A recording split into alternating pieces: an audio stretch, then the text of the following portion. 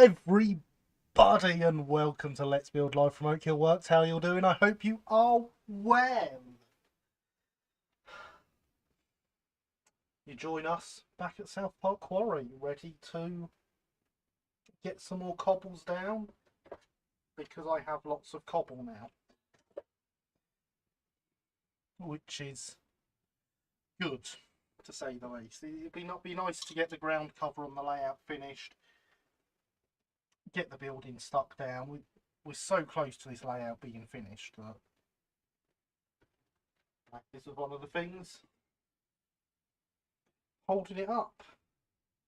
Right, just carry on with the latest one. It's being social. Being social? How dare you? We can't allow that. But you know, you're all used to me failing at English by now, aren't you? I'm sure you are. So yeah, as well as the layout, I've got some bits to show off. The layout ever really finished? When you've got 7, you've got to finish one of them so you can move on to the next winner. Because of course people on my Discord will have seen this push-pull carriage here, which is a South Eastern and Chatham 6-wheel push-pull from the 3-car set. And this morning I printed the centre carriage to go with it.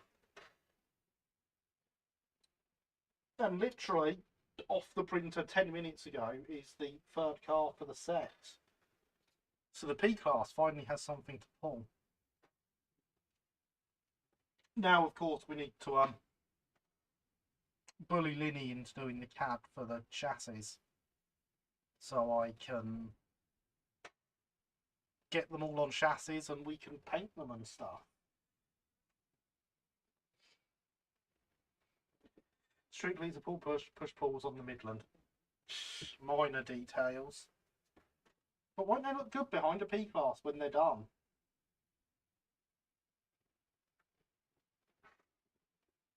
I also, for some reason, I can't imagine what it is, but it felt really appropriate today to sit in here with a few locos that all have something in common.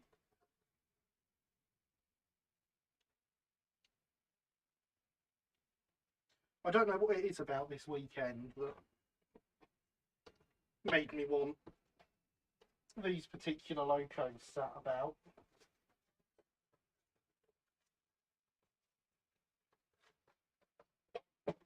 There's quite a different looking one.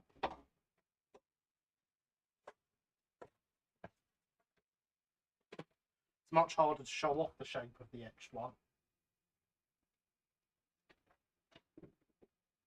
But yeah, we've got a few Manning Wardles to build at some point.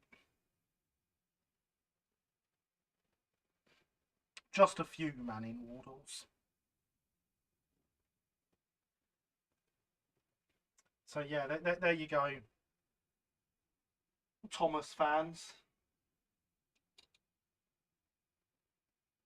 Take your pick of lovely engines. They all look the same really, except for the Millwall extension ones.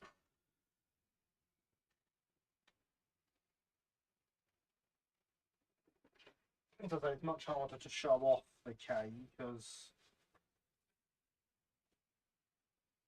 unlike the others, the K is etched, so it looks quite different.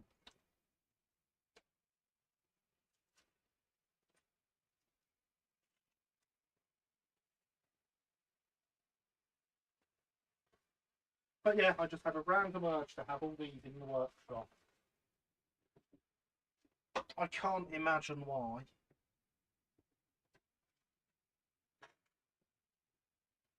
I've got everything for that one and that one. I need some wheels for that one. Big wheels and a motor for that one. And I've got everything for that one. So we're not actually far off. And we can build them all. Now I've got to get them all back in the right boxes.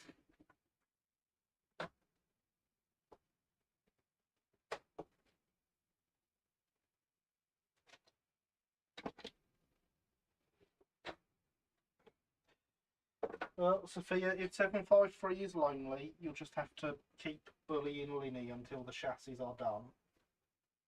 Because then they can exist.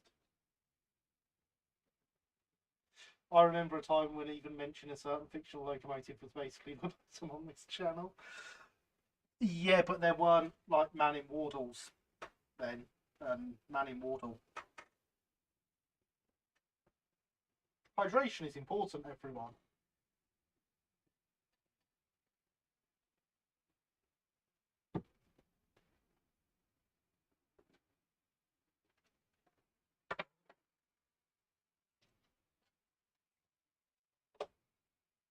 Chassis may or may not be on my screen right now. Excellent, Linny. That's what I like to hear. That is the good news.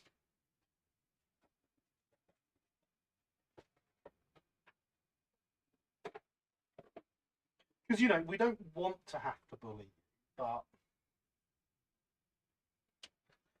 at some point, you just have to. Why are we missing about layouts and coaches when there are many models to be built? I mean, you do make a good point, Tom. Honestly, I want to get all the bits for all of them and then do a bulk build of all of them. See if I can get all the 3D printed ones built in a single evening. Is that a good enough reason? But then we'll have lots of Manning Wardles to play with on this layout, so the layout needs to be finished for the Manning Wardles. See? Logic. No, I don't see it either. But yes, good evening, Tom. How are you? I think you are well.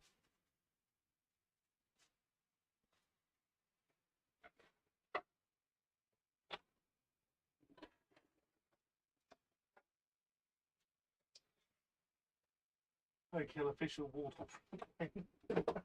I mean, what do I do? Because I was going to do the K class, but I've got the etched kit now. So I kind of don't need to. I'd like to point out though, Tom, I've got all these Manning Wardles and only one of them's yours.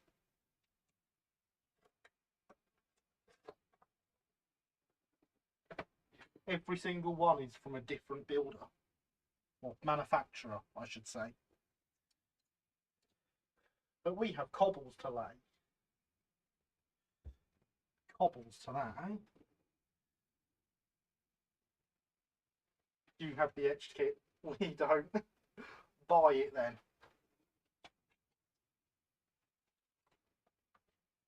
It comes from RT Models.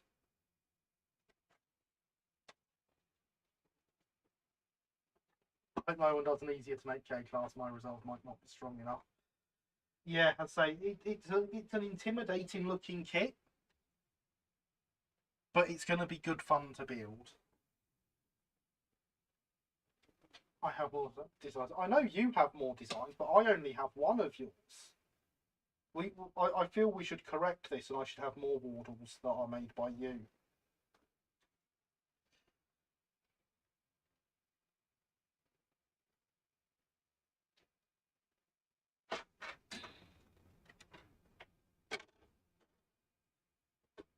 But right now we need cobbles. But before we lay cobbles, we should look at the thing that I meant to show you. So, obviously we know when we lay these, even if we lay them properly, there's huge, massive, obvious gaps. And we also know we went through spending ages doing all this.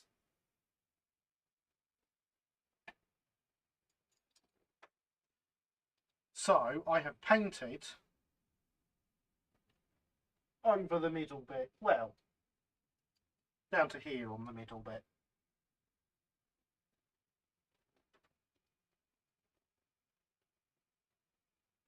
Do you see the join? Because even I'm struck. I know where it is, and I'm sure you can probably work out where it is from other markings.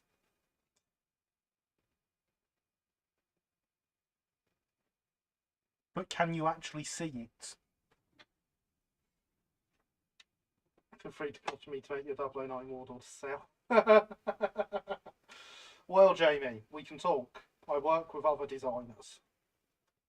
So I'd like to think that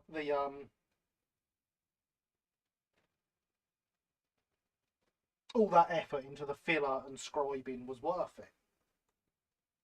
Once they all look that good.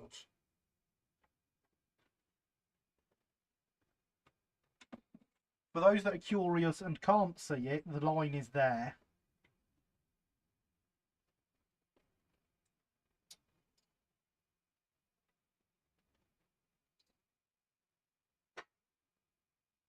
You should sort of be able to see it now. But you do have to get in really close and just from the right angle.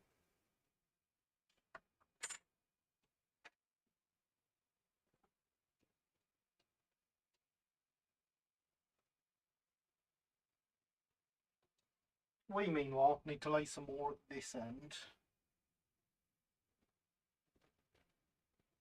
But before we do that, we need to lay some more card, actually. Get round the engine shed. But it's not going to be putting those on that paint because it's actually still wet because I did it after setting everything up in here tonight because I'm organised.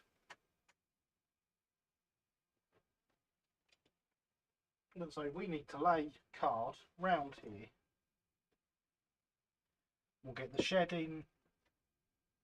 The cobbles will trail off on this side of the shed. Grass will come in. There'll be a tree here to really make sure we're properly hiding this gap from all the angles. And there'll be a small ash pile here. That is the plan. And the bot says remember to smash that like button or give it a gentle tap. Whilst you're there, make sure you subscribe and press the notification bell if you aren't already. And if you aren't, please do. We are at 599 subscribers. Just needs one of you to press that button. You can do it. I believe in you.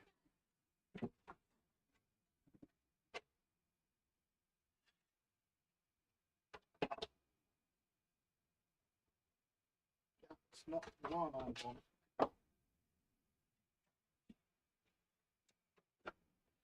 These are the bits I want.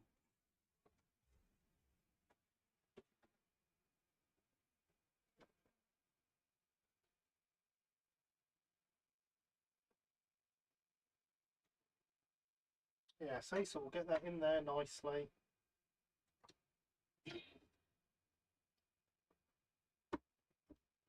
Mark with my knife where it needs to be cut to get it the right length. It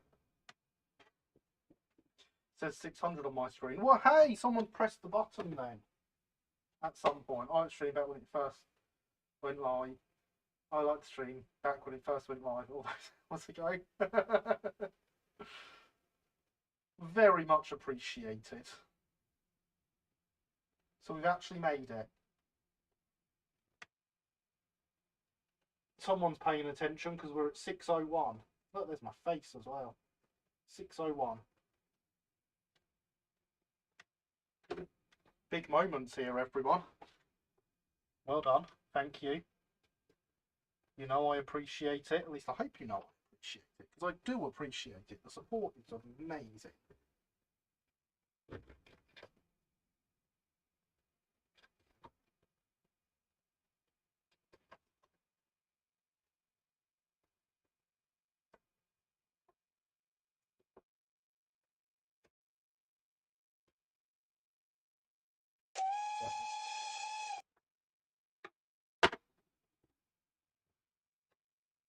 Look, there is Linny subscribing. About time, really, Linny. Thank you for subscribing. We're quite far on that journey to 1,000, and it's quite scary that we've made it this far. I honestly never expected to, so you know, once again, thank you everyone. It may not be a big milestone, but it certainly feels like one.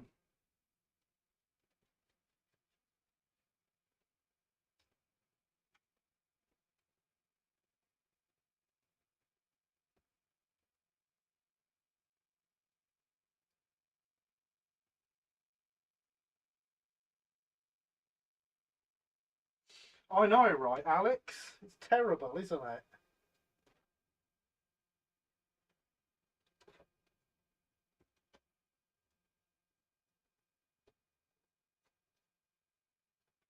And there we go, look at that. You didn't think I'd get that in there so well, did you?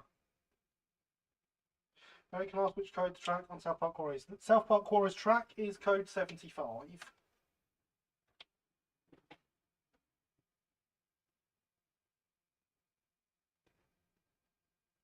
Yeah, all my layouts are code 75 or better.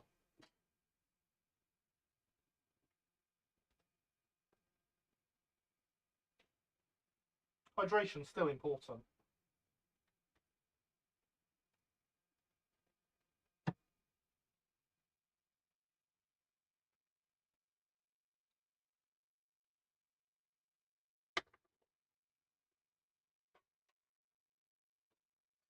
The question is that long enough? Sort of.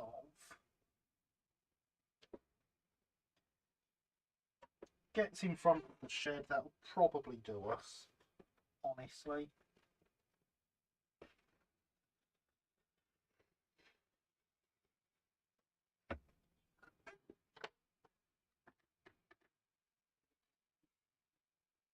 Rising advantages.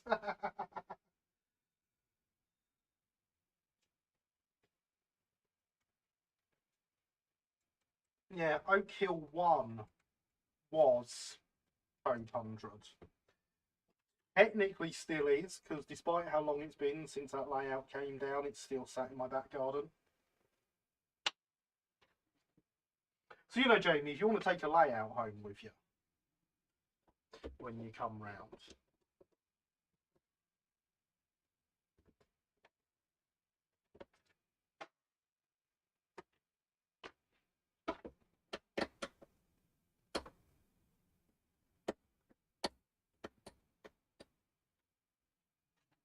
Oak Hill 1 is sat in my garden. It's not much. It's not great, but it exists, and it's code 100.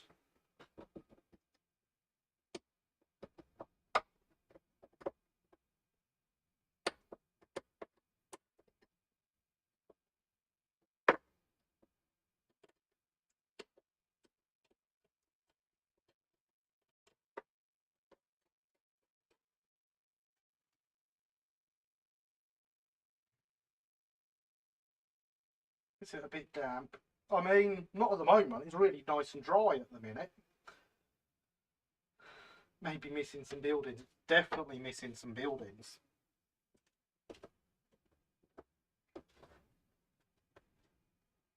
They all went to good homes, though. Let's take a bit more off there.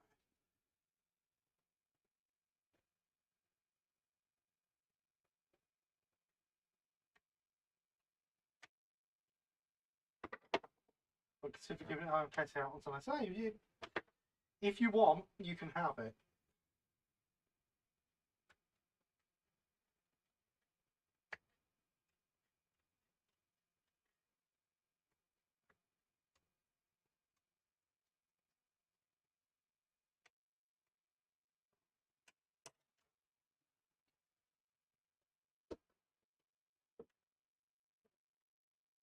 And there we go. That is all the card we need.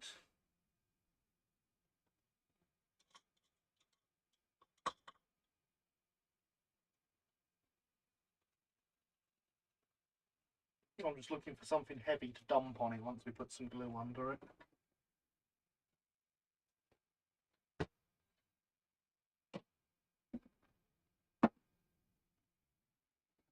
I think there's that, but I need something for the other end still.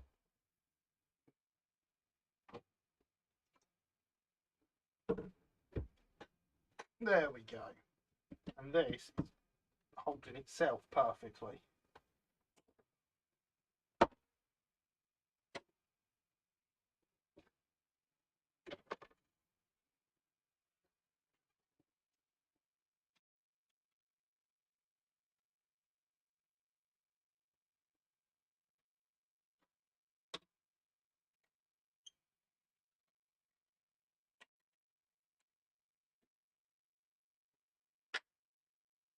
So now we just need a bit of glue.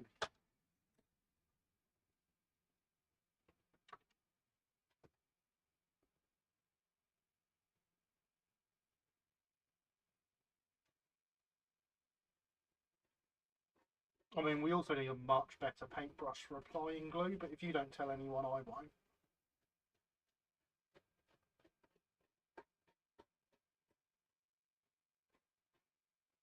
Because, you know, I started using this one on stream and it just gets way too dry before I get round to washing it.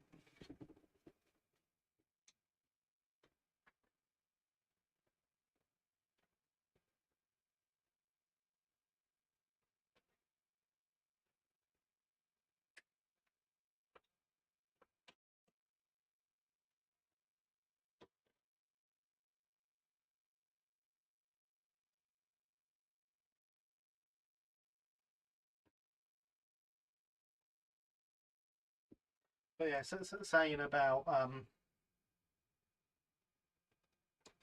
rail heights and the code of track that I'm using. All my 00 layouts have a finer code of rail than the 009 does.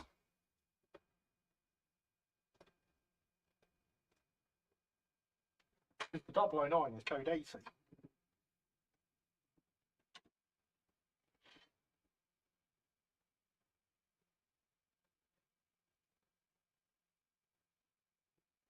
And good evening, Red. How are you?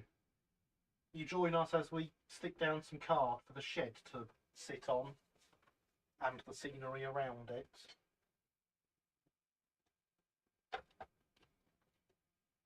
You missed the big reveal of my freshly printed South Eastern and Chatham 6-wheel pull push set, which is absolutely gorgeous. The detail work on this is fantastic. And thank you for the subscription, Brian Way. Much appreciated. It's not often we get that going off twice during a live stream. That's really awesome. I am well, thank you, Red. But yeah, so detail on this is excellent. Lovely. On camera, pick it up. Lovely fine beading. All the way down the other end, we got the steps and other such details, and it's, yeah, for something that a few hours ago was a puddle, it's quite impressive, really.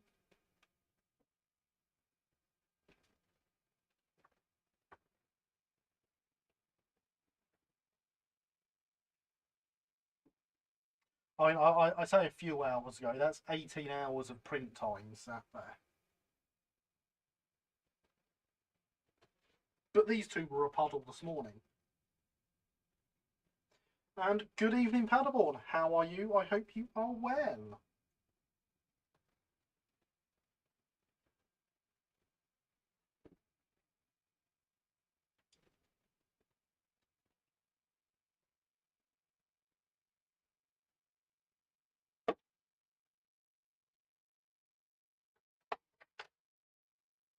But yeah, what we need to do really, get some more cobbles on this layout.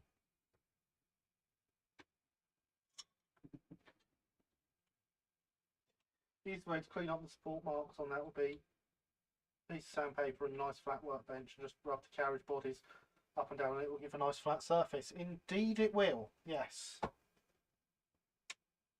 And I have a lovely flat workbench since I've got a glass top on it.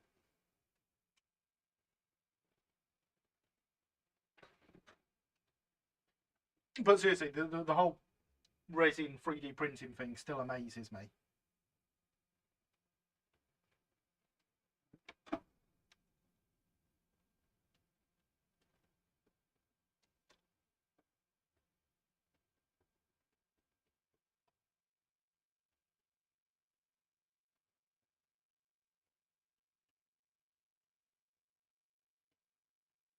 Reckon that's about the line we want to cut along.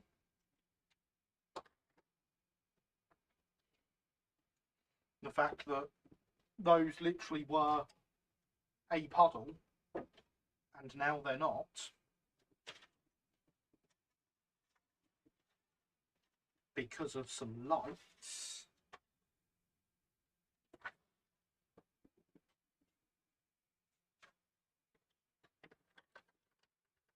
Blows my mind.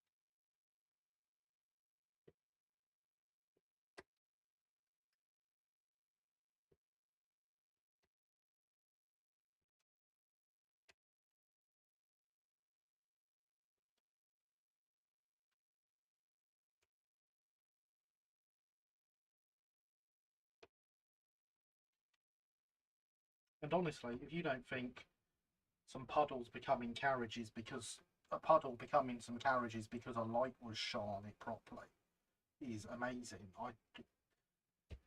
Something wrong with you. Because the whole concept. If I've had to go, glad you're well again and it's cool enough to stream. Thank you, Paderborn. It's good to be sat here with the camera again and actually doing stuff.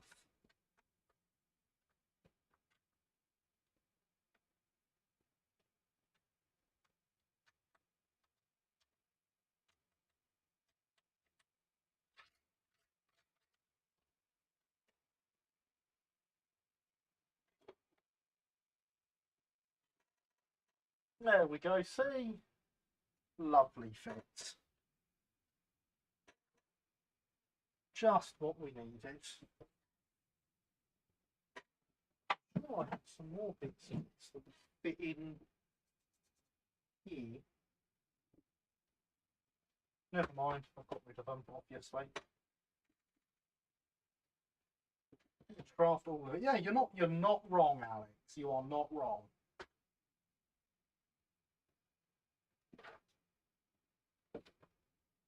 It is some form of witchcraft. Because what we'll do next,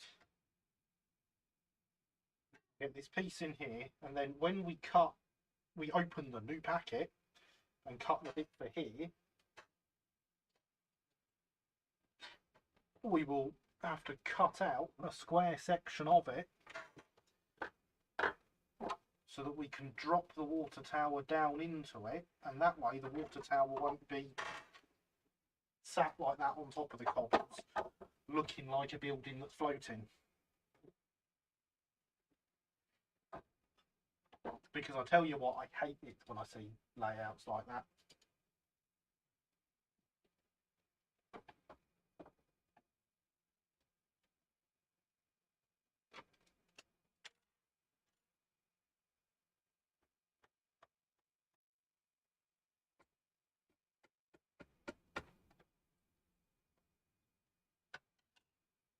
Where's my strong edge gone?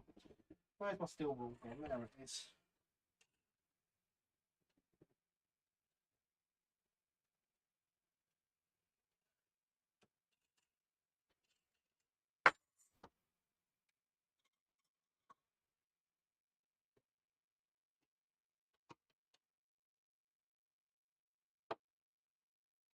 That's really emotional. Yeah.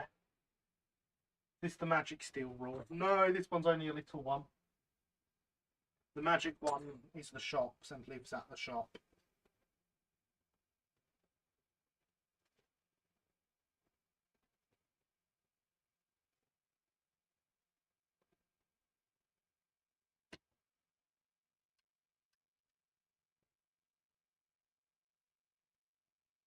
I cannot make the little one fly, unfortunately.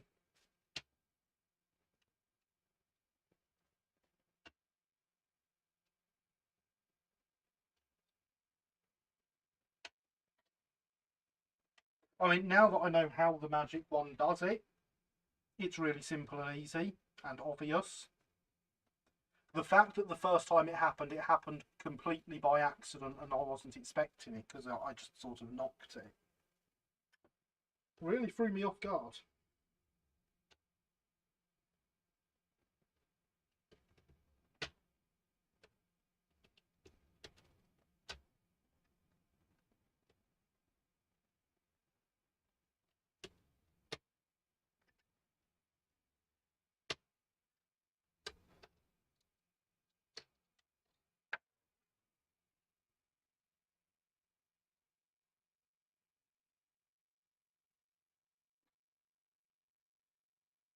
In the words of Pratchett, any sufficiently advanced technology is indistinguishable from magic.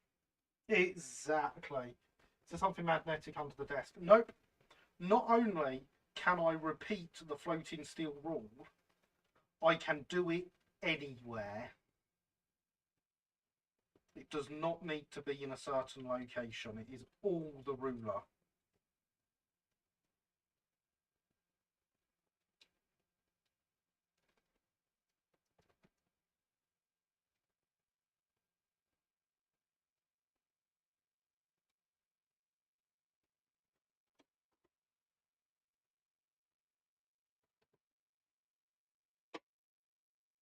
There we go. Look how much more cobbled we are already. Don't suppose this is wide enough. And nearly. It'll hopefully be wide. Yeah, look, it'll be about right for that though.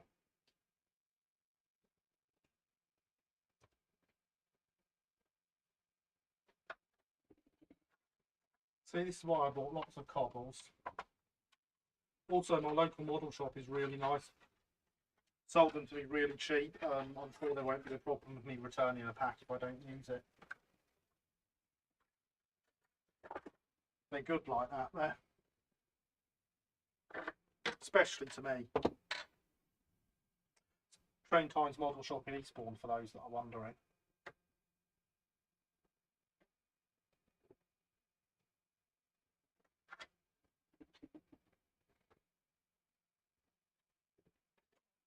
This one out of the way. I'm going to take the stupid sticky out things off the side of this. I actually haven't done on that other one yet. I should do it on that as well. Because I've never found them to actually help anything line up, only ever get in the way.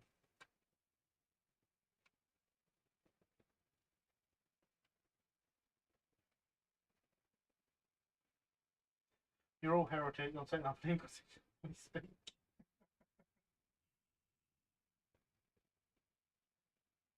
But now that you've told us you're setting up an Inquisition, I'll be expecting this Inquisition.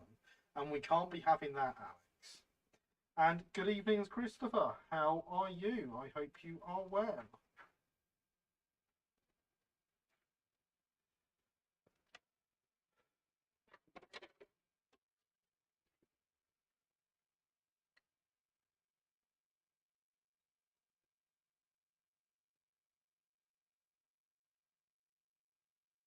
Join us as we lay some cobbles.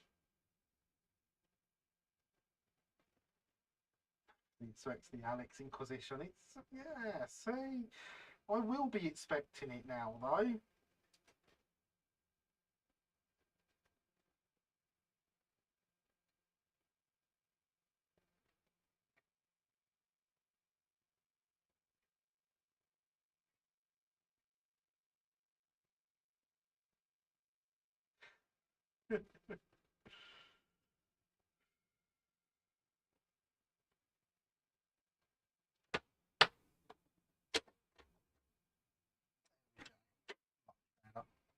Now the problem's going to be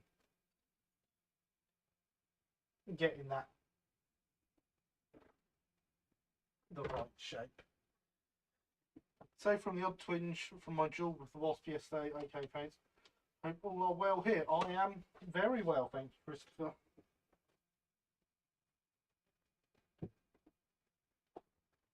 You've just missed our discussion on witchcraft because I turned some puddles into carriages.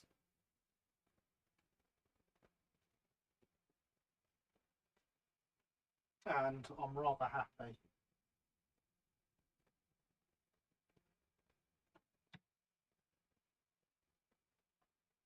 The Southeastern and Chatham 6-wheel pull push set to go behind a P-Class.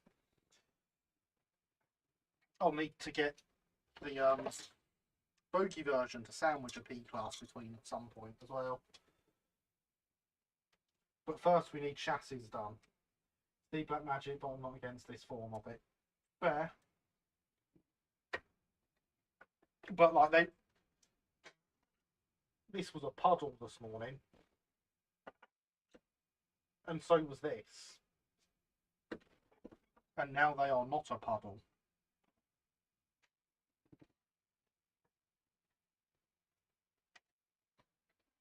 Where might one get those coaches?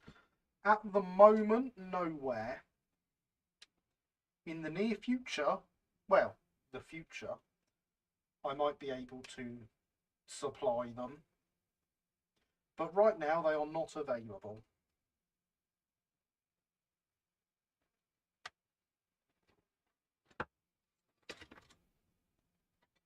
There'll have to be discussions between me and Linny, who designed them.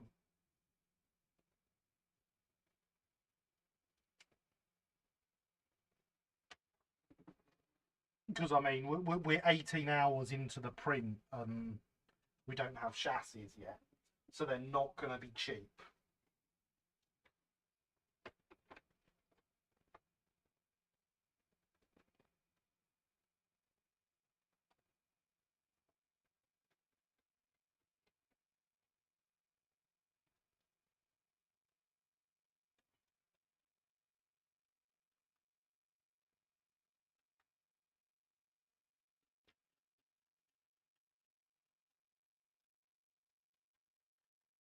Now, if I've done this right, when I cut this, it should be slightly oversized to be trimmed, and then I can trim it down much more accurately afterwards.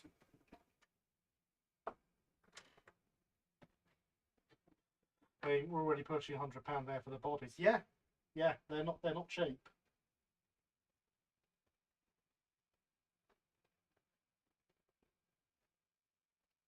I do believe that my rates for the Oak Hill work stuff are going to be similar to the shop stuff, and since these can't come off the shop printer, they're me. But yeah, they very much are. They are push-pull. It is a pull-push set, so there is your drive-in trailer.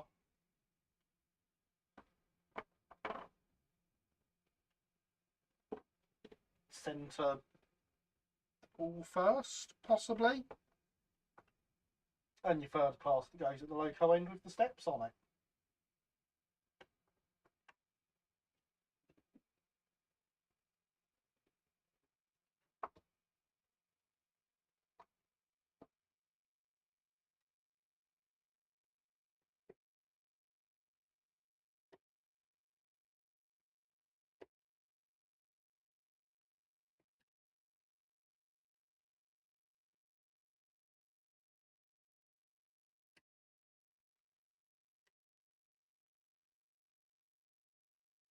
Like the end of the blade coming off, that's helpful.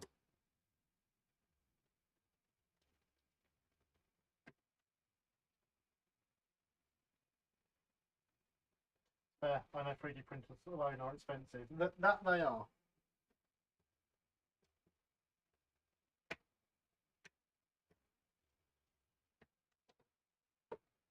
This one literally finished printing 10 minutes before the live stream. So I've had no chance to clean it up or do anything with it yet. I rushed getting the supports off of it, so you can see it's still a lot of supportage along the bottom.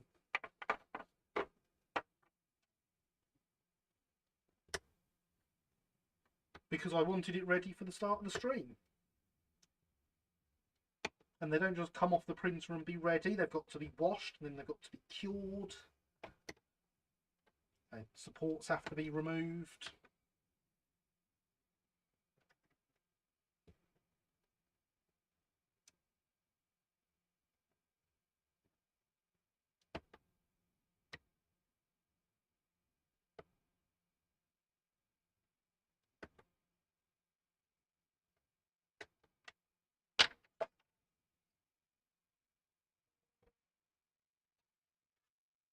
So yeah, printers aren't cheap to run.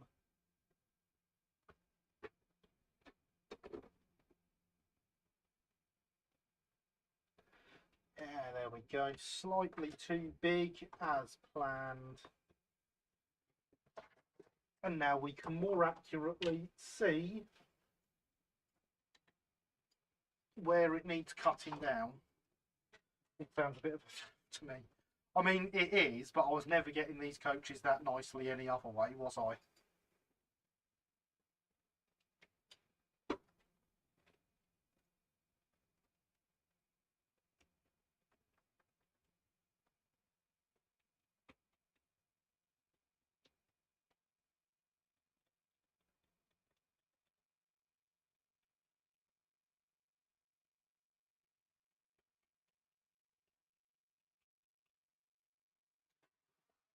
Filament printers have their usage read. Save up and get yourself a resin one to go with it. Plus, it's repeatable, much more easy in scrap building, and I imagine plastic art will take longer for a free carriage panelled set. Yeah, I expect it to take a lot longer than 18 hours to make that set out of plastic art.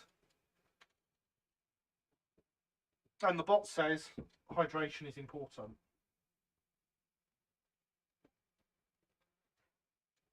You do arrive as we're talking about coaches, and how are you this evening? We are talking about these coaches here that have made their way off my printer over the weekend. Oh, and when for people asking about how much they are and where they can be got, for those, you know, to make the point of how in design they still are, this one needs reprinting because since I printed it yesterday, it's been revised and had extra detailing added. Interestingly, this one takes as long as these two combined to come off the printer, so that's another 9 hours of printing to do. It's the printer's job for tomorrow. Because I am just out of arm's reach of the printer now. I'm not going to leave it sitting here running for 3 hours whilst I'm sat this close to it in an enclosed, you know, in a rather enclosed room.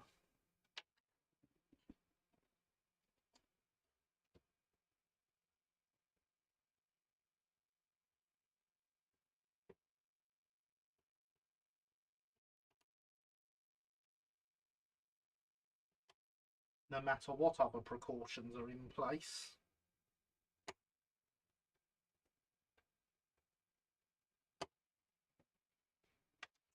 Set it going overnight at midnight, but by the morning you might even have the chassis. At least your washing machine won't affect it. Yeah, you know, that's the great thing, Sophia. My tumble dryer is directly underneath my 3D printer.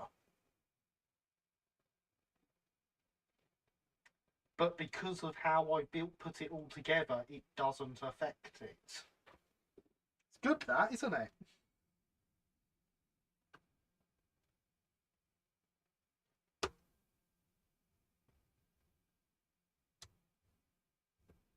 It's not something I designed in, because I never even thought about it.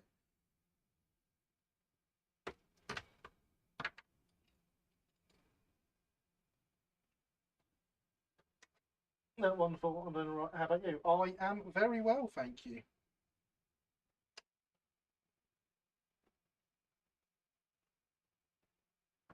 I had my Man in Wardle collection out earlier as well. I can't imagine what prompted that this weekend.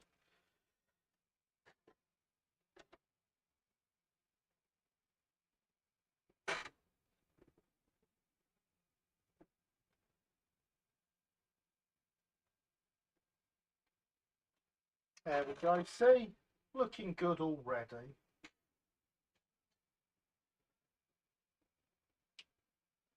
Mine has a bigger issue, or rather, 4 bigger, very funny issues. 3 cats in your beard.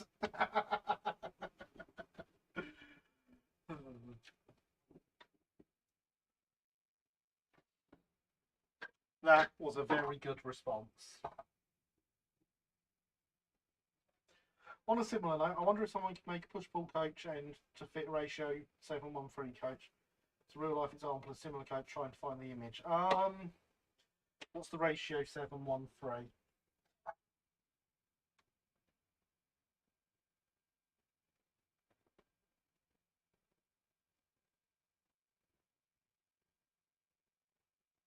Oh, the brake third. Yeah, yeah, yeah. I've made one of them into a pull push in the past.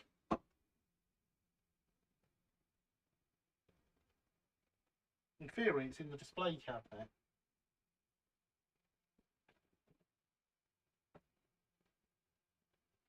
Because I did it by chopping up the kit, not by adding anything. Back in a second.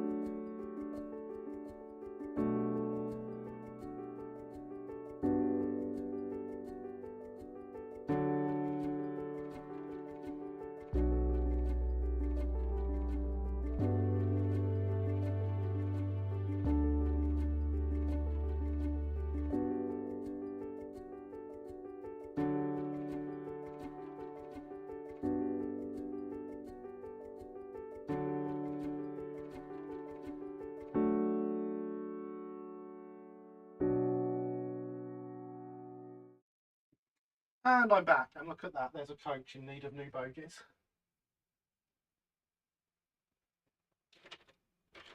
Never mind 3D modelling or printing, this was a scalpel and the end of the coach. It's say, ignore the broken bogies, they were a failed experiment to make them smaller. I need to order some of the LNWR bogies at some point. But yeah, detailed interior as well.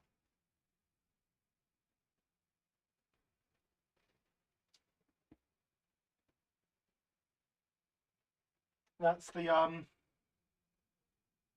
ex-LBS, well, current LBSC as I've done it. But yeah, LBSC pull push third. Chopped off the ducket, cut some holes in the ends, did it detailed with handrails and steps as appropriate. Simples.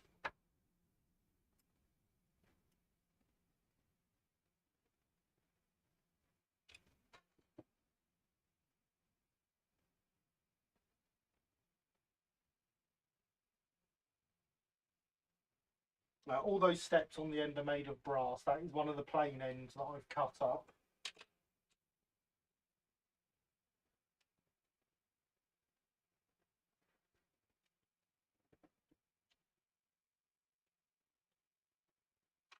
There's nothing bad about using Midland coaches for southern stuff.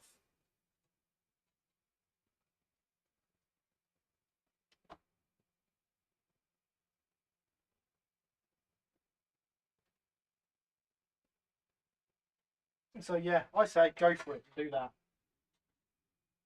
You don't need a 3D printer.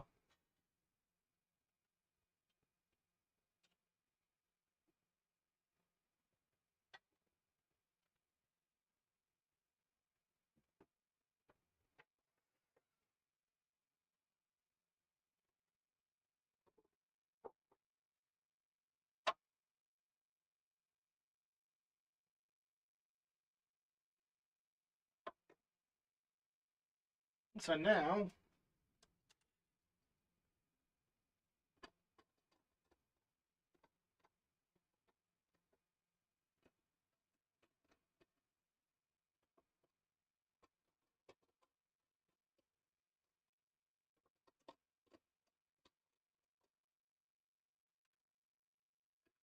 We need to make a hole in the middle of this.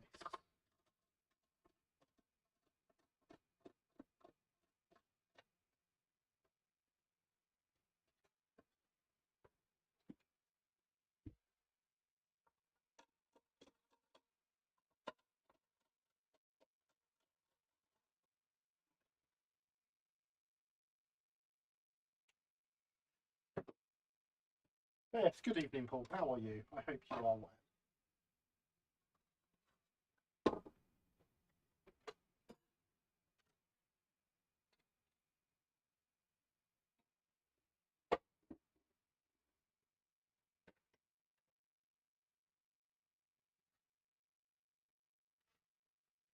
So yeah, we're going to cut the holes in this, and that's as I said, for those that missed it earlier. This way we can drop the building down into the scenery, and it doesn't look like, you don't get the model sat there floating like that. Which, let's face it, just looks terrible.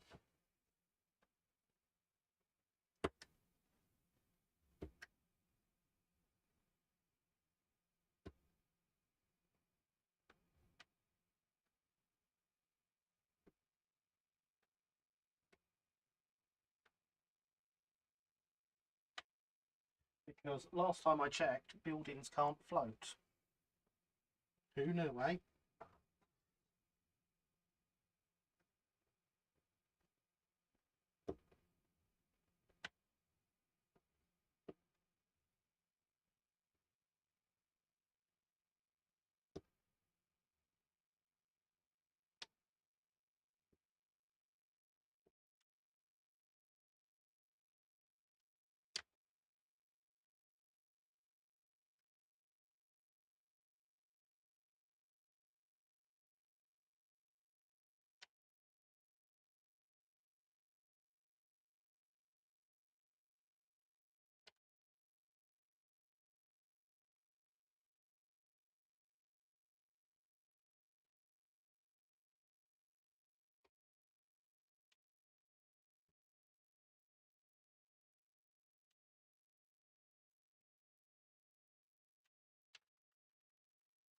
Oh, darling, at some point I'm going to scratch build a bridge.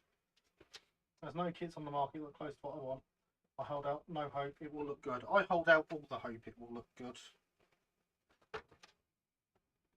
What is it you're after? Do tell.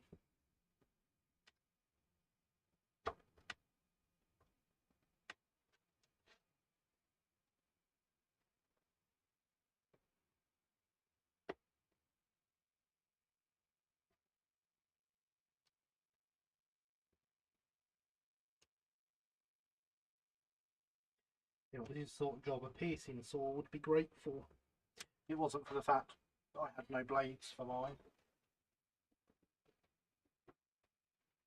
Is it the viaduct on the telephone? Of course it is.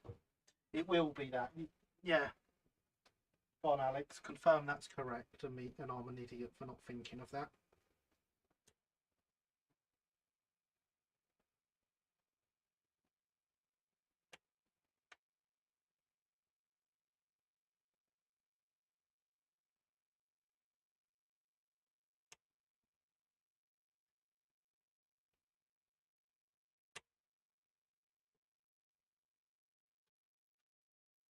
No, it's the bridge I need for the MSR layout. Oh, okay. Look at me being less of an idiot. Because I didn't ask a question. Who knew that's how it worked? What does it need to look like then?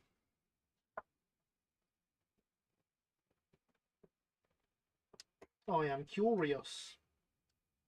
Hi, curious. I'm insert viewer name here.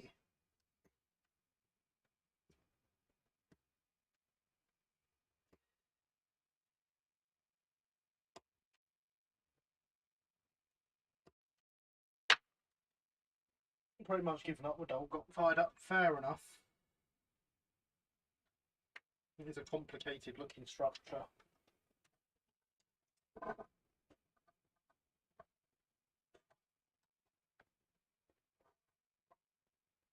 Now I can actually get the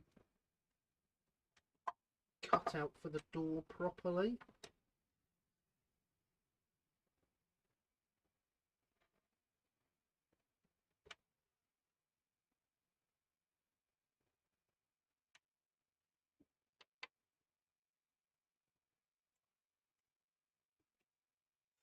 So I'm living my joy way.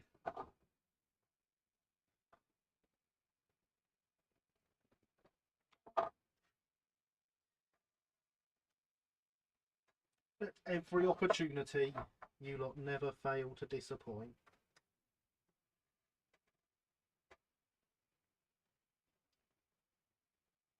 I was hoping we would get one of those responses, and instead we got both. Technically, it doesn't need to look like anything, as there are no illustrations of said bridge, but I want to do one similar to one on another layout. I'll post the pics on Discord tomorrow. Fair enough.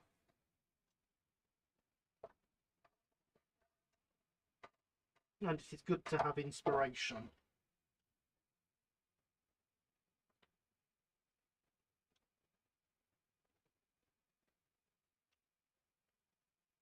So I fully approve of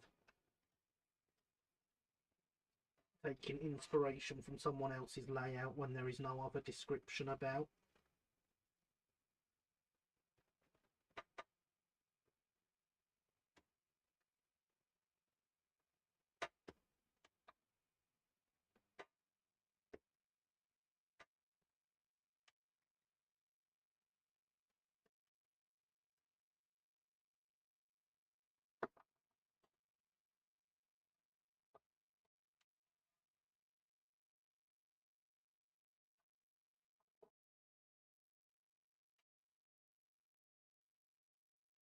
Still needs to lose a tiny bit more here.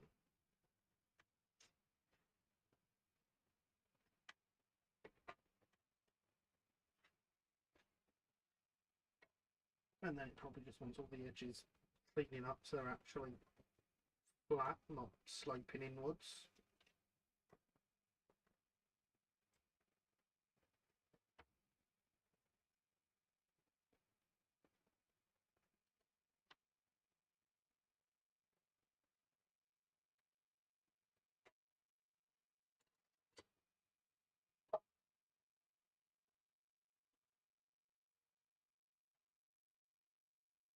And there we go, look, we've got such a tight grip, I can pick the water tower up by the bit of cobble.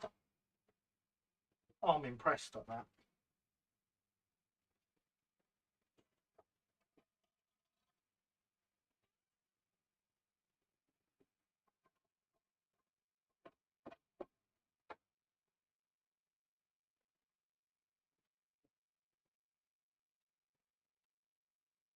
And so you see now we have a water tower that is sat firmly in the ground.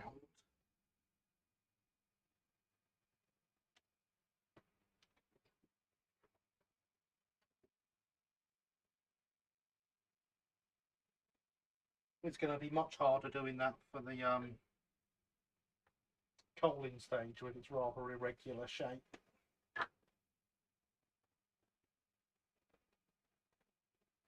If, and it's a big if, I can get the plans dog got products, I'll get that made by someone who knows what they are doing. I'd want them to look really good. I think it would be the centerpiece. I mean, that makes total sense. Back in my earlier days as a modeler, I commissioned people to do things because I wanted those things to be extra special compared to the rest of it, so I totally understand that. I don't do that anymore, I feel I should add.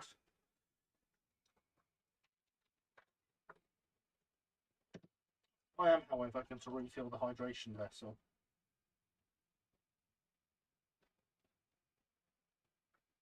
Which this week is generic, fizzy, purpley liquid. Kind of reddy purple.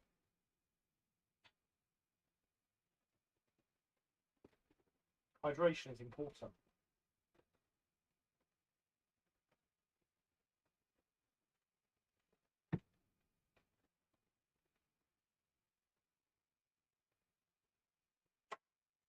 Hello, Christian. How are you? I hope you are well.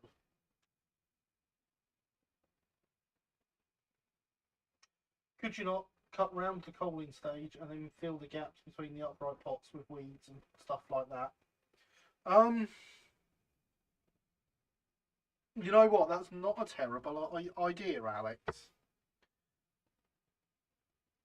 I think I'll try to do it properly first, and then when I mess that up, we'll do it that way. You know what, Lenny? Probably not a million miles off. It's slightly lighter in real life than it looks there. LNWR or GWR? Neither.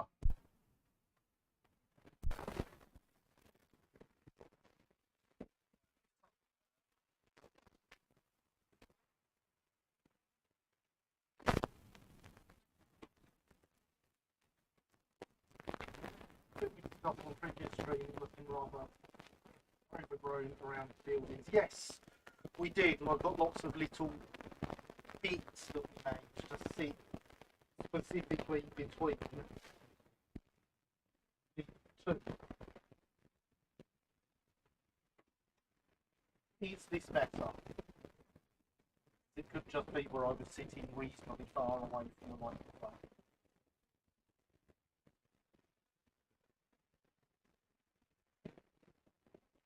Okay, give me a second.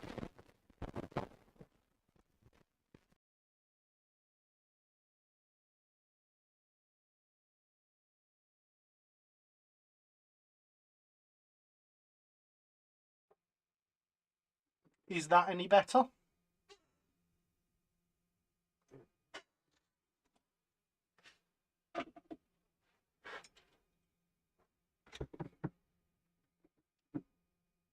Excellent. Glad to hear it.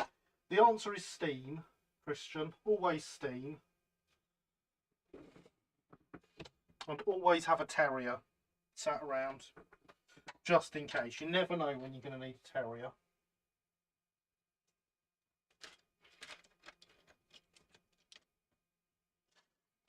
That's actually sat in here because it was ready for our running session we were going to have the other day. It got called off. Love steam engines? Excellent. That's what I like to hear. Steam engines are best engines. It's glass for emergency terrier. Exactly, Alex. I assume everyone has one of those on the wall of every room. Do you watch Sam's Trains? I do not personally. I am aware of Sam's Trains. I'm aware of what he does and who he is. I personally do not watch him. I do not watch any content of that style.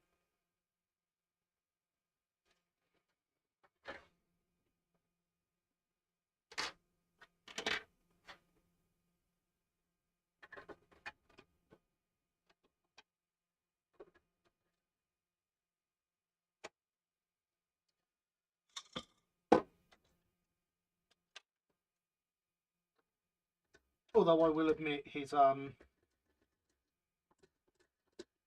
copper knob project he's doing is rather intriguing. I won't lie. Quite like the Terrier locos and the 8F freight engines. Well, Terriers are my favourite locos.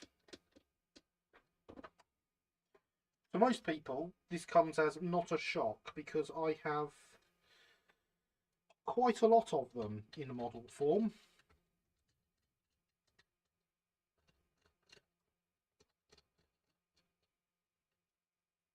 It won't be long until I have modelled the entire class, in fact.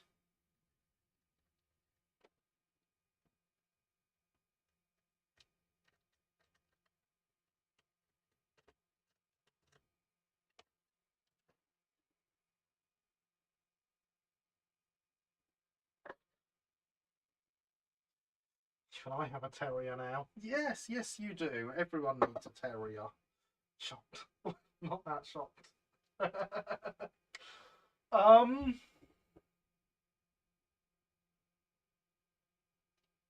not convinced that is in date. I'm going to have to recount. I think we have surpassed 40 now. The Hornby Terrier better than Dapol Terrier? At the moment, as someone who owns a lot of terriers, the new tooling Hornby, which is what this one is the best terrier model on the market. Hornby did very well with it, and anyone that knows me and hears me saying how good Hornby have done knows that I must really mean that, and I genuinely believe Hornby have done it exceedingly well.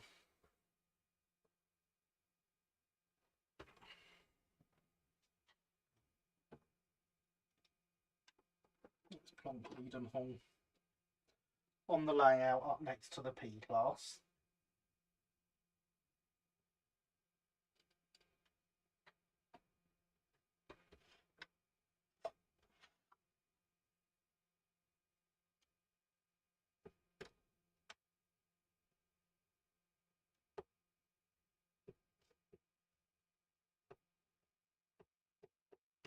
And then we're going to attempt a straight line along here, which is easier said than done, because there's some quite large cobbles here I'm cutting through, and they want to send the knife all over the place.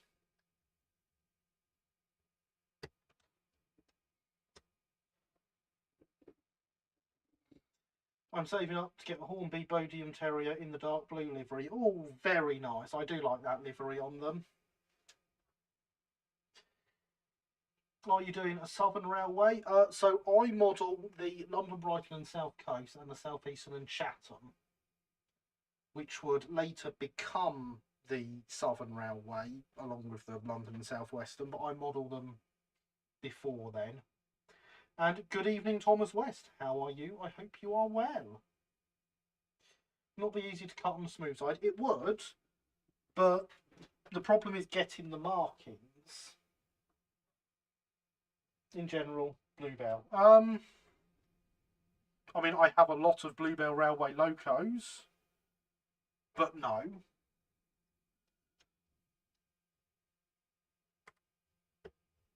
I do like the Bluebell, and I'm also collecting Bluebell Railway locos specifically, but no, that is not my modelling aim.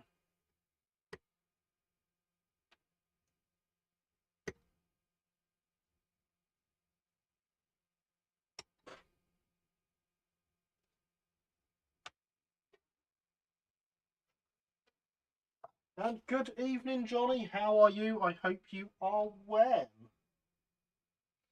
I also do have favourite diesels. And what are your favourite diesels? Do tell. We like to learn these things.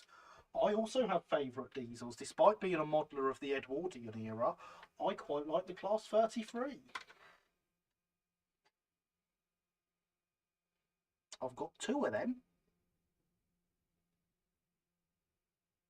Personally, like the Class 03s, Class 24s, 5s and 24s. Excellent. Say, good to know what you like. Even better if those things are available to buy, ready to run. Not that that's too much of an issue for me. In fact, it's kind of the opposite, because I like the kit building and scratch building and stuff. That's my favourite part of the hobby.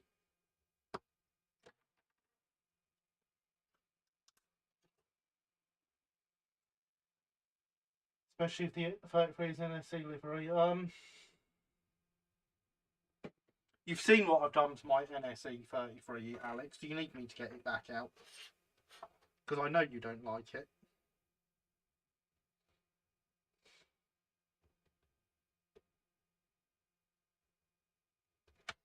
Green is definitely the best livery on the 33s.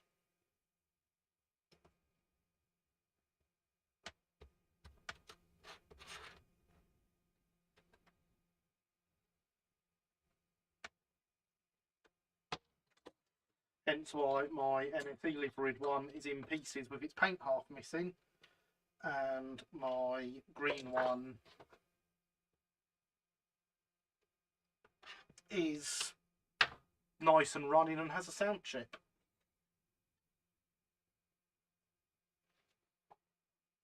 I'm okay with multiple units and electric locos, but they never caught my interest. Fair enough. My class 08, 28, 34s. Can't picture a 34 red. For it being a diesel is 37, also like the 08 shunters. I can see why people would like those, yes. 08, 33, 37 for me on the OT shunters. Afraid that's probably for tonight. Look forward to seeing progress on Wednesday. Good night, Linny. Yes, you can catch all the progress on Wednesday, I suppose. But only if you come down here and see it for yourself.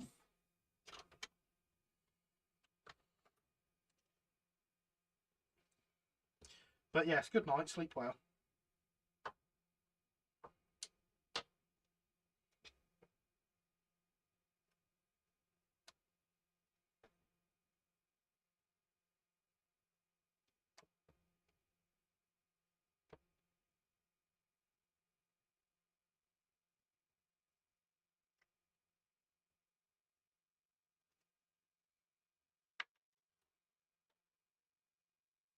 Only class 34s I can find are German. That would definitely explain why I can't picture them then. Because I'm even worse with foreign diesels than I am with British diesels, and I'm not great with British diesels.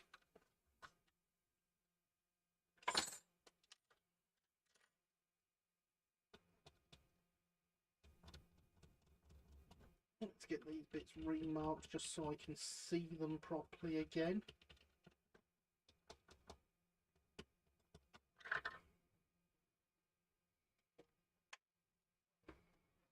All the way from Scotland. Well, if you said, yeah, all the way from Scotland. Good night. Sleep well. No other engines from other countries to interest me except for British ones. Oh, see, computer games have got me interested in American 3-foot narrow gauge of the 19th century primarily. And I've got a few models of that now.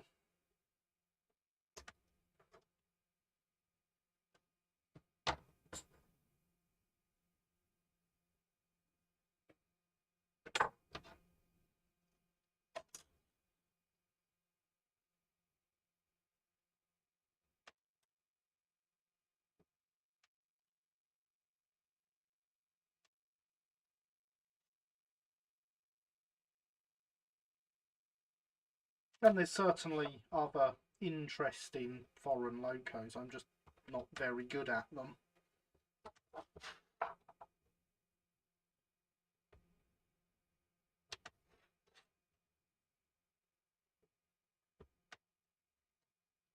My brain is reserved for Brighton stuff.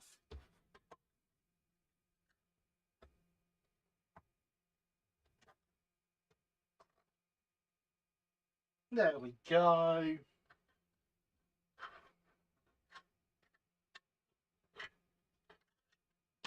Sort of fits nicely.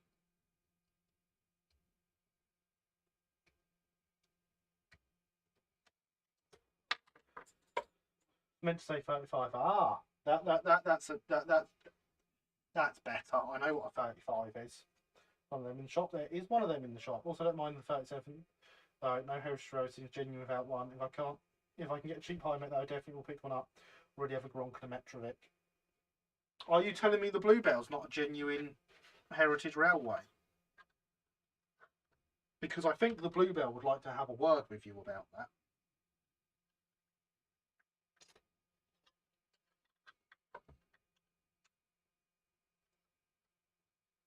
There we go, fitting nicely in there now.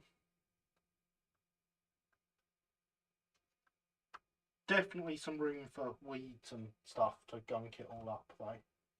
And there is definitely daylight round the edges there.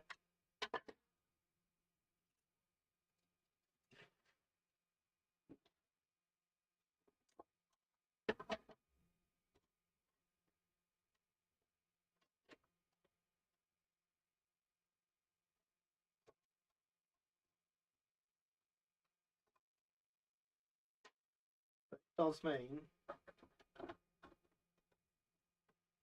we're really starting to get some progress on this landscaping.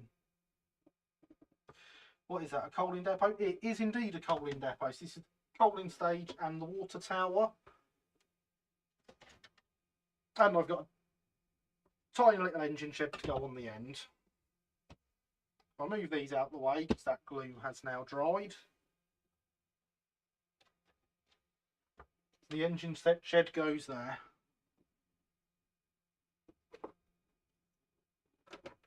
And there we go. A nice little scene all set up, just like that. But it'll be better once I've got all the cobbles in.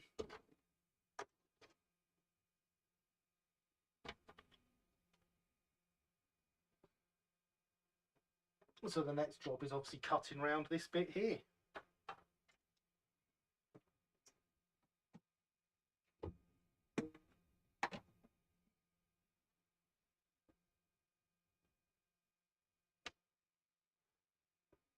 But before we do that, I remind you all again, hydration is important.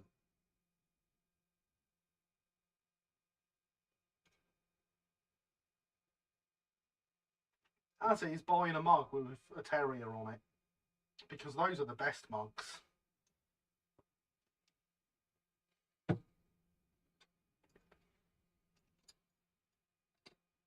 So I'm hoping it'll give us a nice little scene from this side as well, once it's done. And I'll be honest, I'm very, very happy with how that's looking.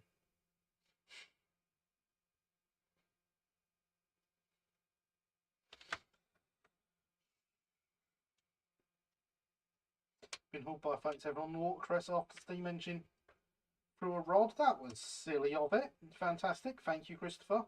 Coal and water, coal and water tends to be how steam locos work. It certainly helps. My local standard gauge heritage lines have, I think, 4 37s between them. That just doesn't seem very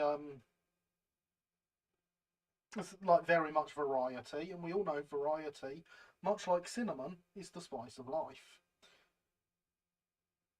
So you have model mainline, double O gauge mainline. Yeah, I do actually. So this is just one of 7 layouts that I own. If you have a look through the videos on the channel, there's some playlists for all the other ones. So yeah, I do. And I quite enjoy a bit of modelling the main line, but also my little shunting puzzle's great because it fits on my workbench, and we quite often play with it and have shunting sessions on the live stream where all you lot as viewers can join in and play along. You should be. That is splendid work, chap. Thank you, Christian. Thank you very much. MNR also has 233s and a high mech. I mean, slightly more variety, but still, come on. Oh no, I approve of the 33s, obviously. Preservation era chart Sutton will likely have a 33 and a couple of Mark 1s. Makes sense.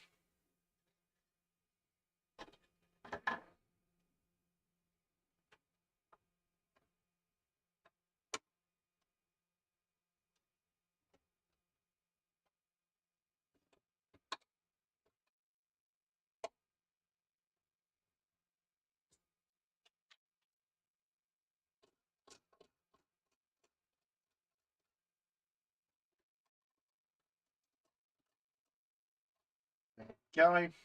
Has that dried yet? It has. So I can put things there. That's okay then.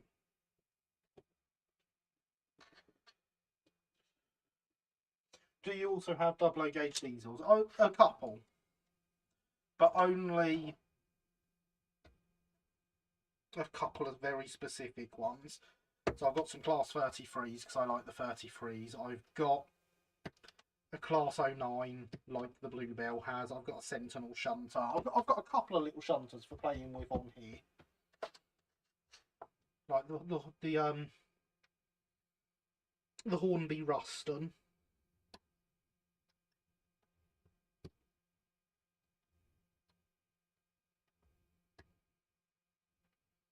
I've got a little industrial thing I bashed together myself years ago.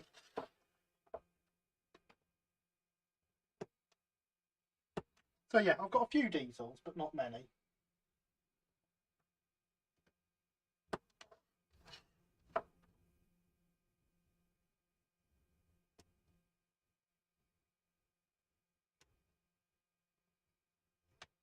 I have quite a variety of rolling stock, but that comes with having quite the amount I have.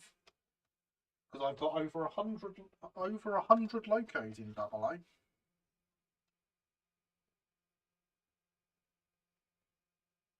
Quite a bit over now, actually.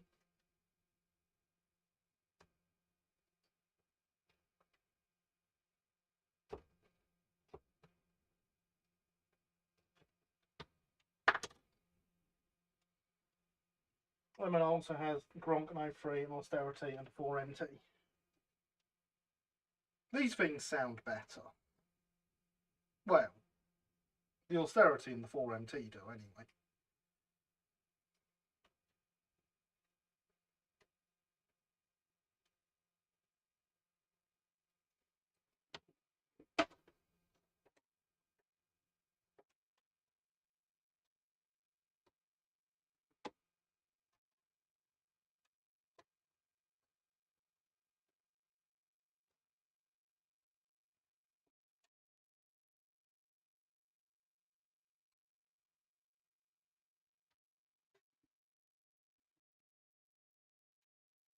There we go, and that is the water tower completely buried in the ground.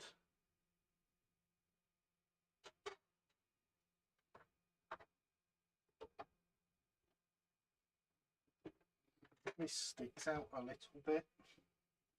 I don't want it to do that. And good evening, Alexander. How are you? I hope you are well. Trains so cool, right? Yep. Yes, they are.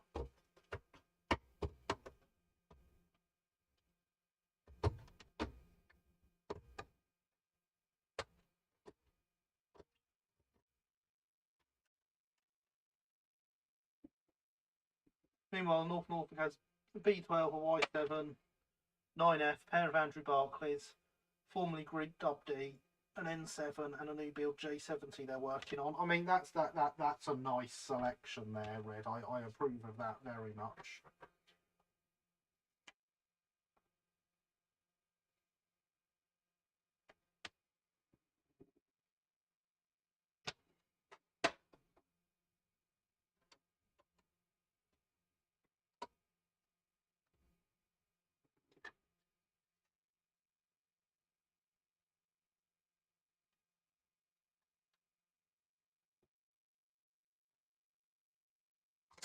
There's the pen.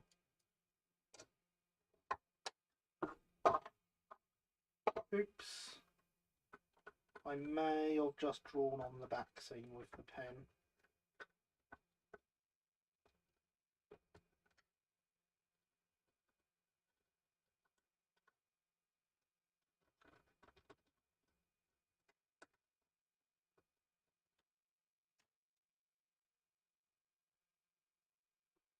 It's okay, it came off.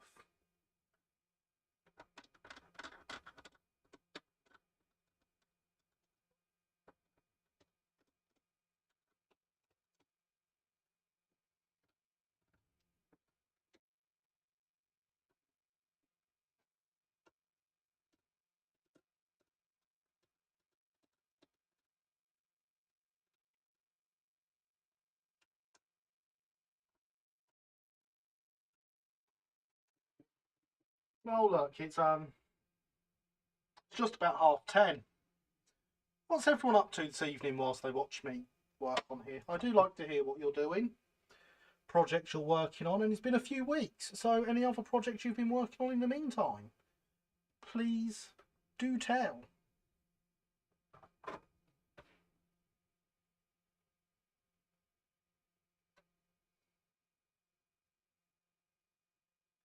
Another note, I'm seeing the light at the end of the tunnel with my brass turntable kit. Had to make a slip right from scratch to get power to the rails while allowing it to still turn.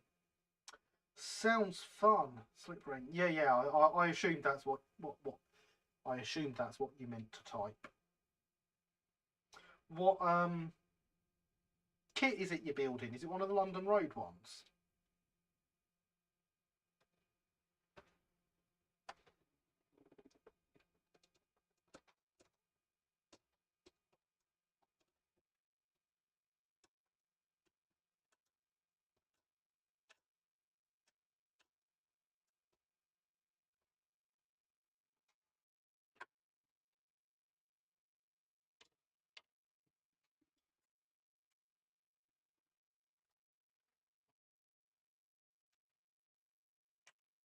And the bot says hydration is important.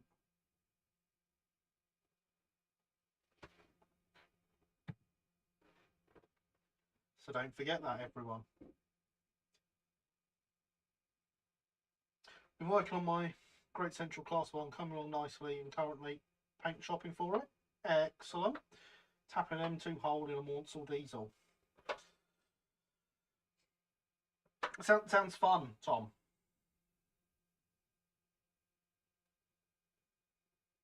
Working on Quarry. I'm working on the Quarry branch of the KLR. Excellent, Red. I like to hear that. It's really good to hear you're progressing with that again. Yes, 48-foot one. I've got one of those to build at some point for New Oak Hill. Hopefully it goes well.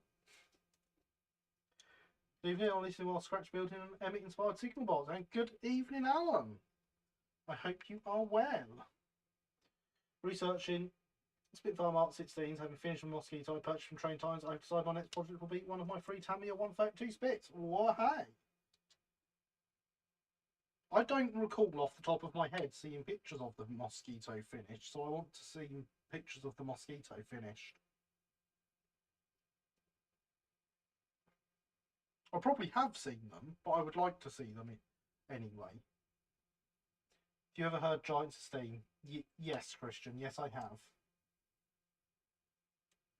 More work on the SCR Pullmans and painting the sides of an LNWR 50-foot coach in plum and spilt milk. Whoa, hey! It is good to see those progressing. They're looking really good.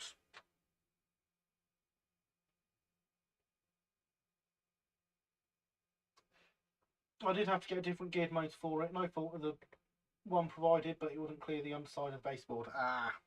See, I'm thankfully not going to have that problem because New Oak Hill being a layout that is built into the house, it can drop down as much as it needs to underneath the layout. Now, coming in due course, it was finished this afternoon. Aha! That would explain why I don't recall seeing them.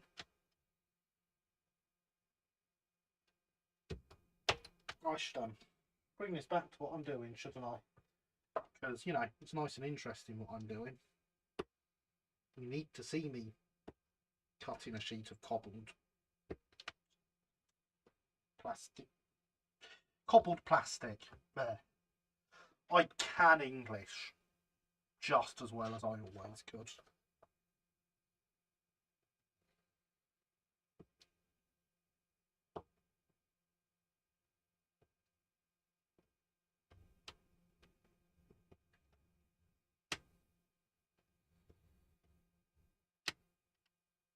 So I think we're going to have to go back to doing some LBSC projects on stream in the near future. I'm rather missing working on Brighton stuff. Got a nice D2 kit we can build at some point. Could do that.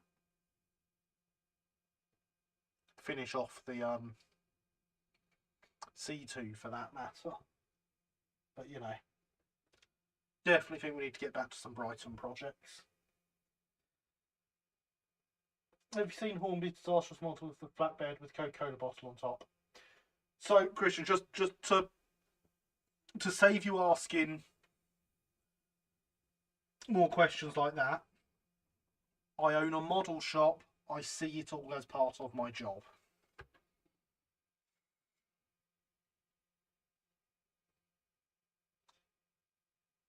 Cost £25. Yeah, yeah. Yeah, I own a model shop. It's my job to see these things and have opinions on them. But also, I own a model shop. I shouldn't say what my opinions are too loudly.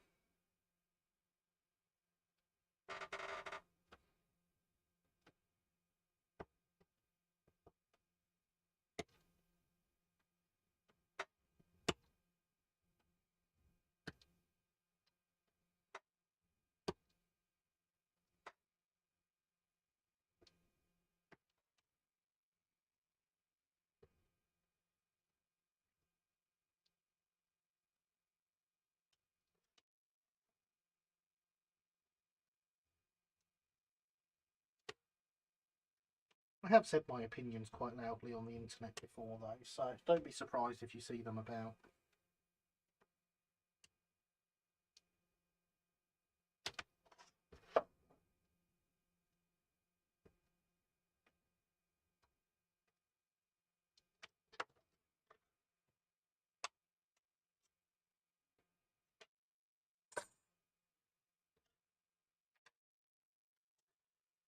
There we are.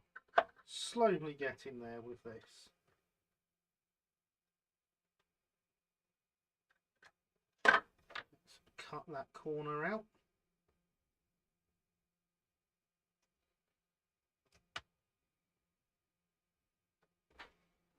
It's very interesting. It is very interesting. It's a great job.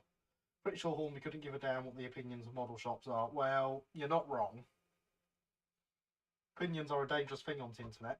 That they are. How can you own a model shop when you're only a voice and a pair of hands? Oh, I've got a bit of paper on the wall behind me that says I own a model shop.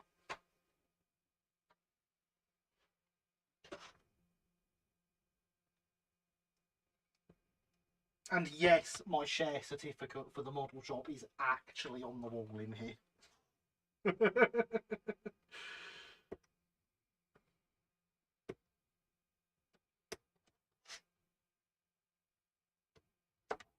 A model shop, evidently, will sell you one of these brake vans in this livery. No one else will sell you one of these brake vans in this livery. It is only us.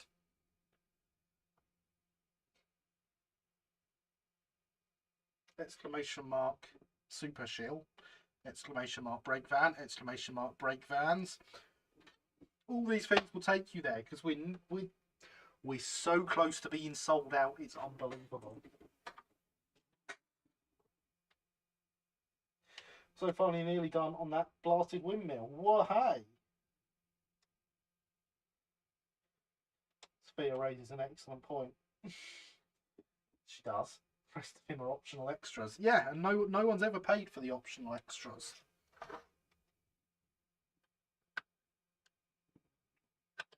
I don't want to throw that tiny bit that I've just thrown away. Let's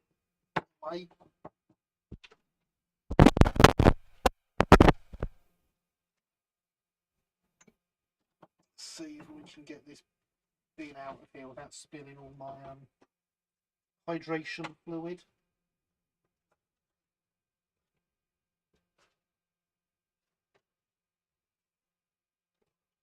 The good news is I can. The bad news is I can't see the little bit I just threw in here. Oh well.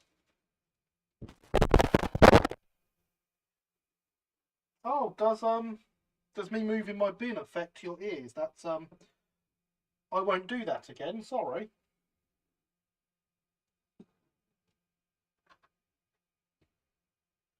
Oh, there's a little bit I've just cut out here. Would be ideal. Here.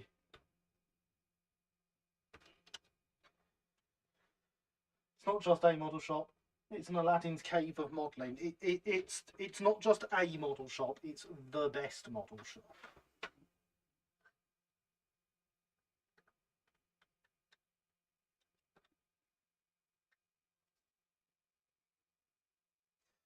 Gonna cut out the floor tile in the shop I own and put it in my office.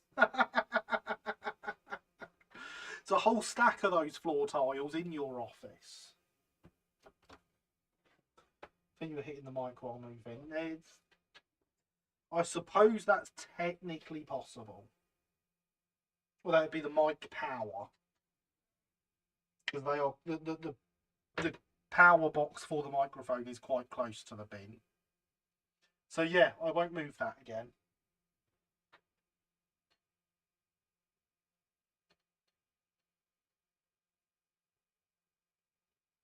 I know I had to dip there for a bit. I hope I haven't missed all the fun. We'll have to go in a second. I hope everyone had a good evening. But I hope you haven't missed too much fun, Jamie. You missed all the fun, really. Sorry. But yes, good night, since you have to run off shortly. Just looked up your model shopping with Matt's thing, came across some of the shop's limited edition Daypole box fans recently. Hornby box fans, actually. The limited edition box fans of ours were done by Hornby back in 1982.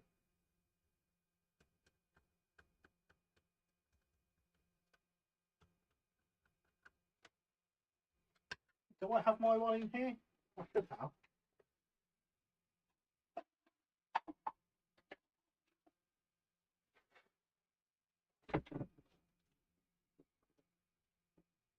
My one has had a replacement chassis, brake gear on one side, and I've just broken it. Oh no, that was silly. I'll have to re-glue that, never mind. Sprung buffers, 3-link couplings. It's a great little brake van, great little box fan. We are still at that address. Have been since the 60s.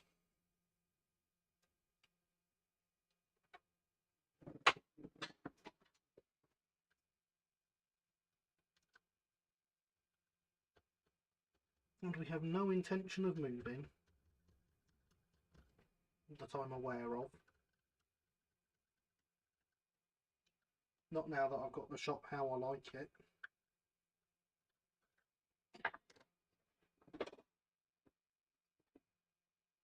I've never known Hornby do that, but yes, that's one. Yeah, I don't know if they still do it, but they did then. If I were to do it again, it would not be with Hornby. I mean, I never did it the first time, but that's not the point. I wasn't born. Sorry for making everyone else feel old.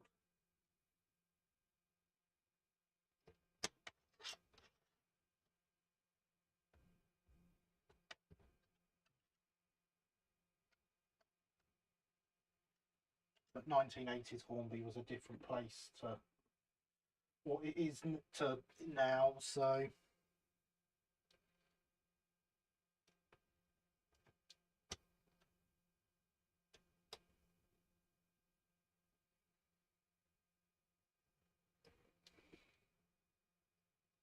Hornby was a different company back then, literally. No, not literally. Modern Hornby can trace its origins to 1979, so... Still the same company.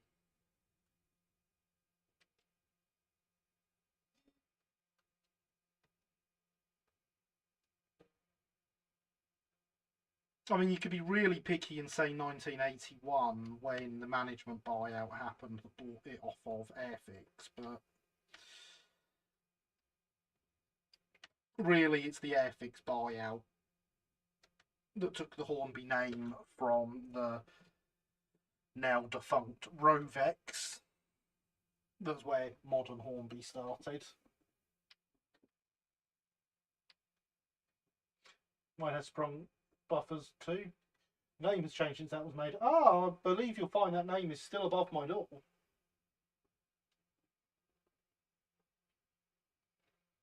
We go by both names just to really confuse people. Get mixed up with exact dates. Yeah, why not?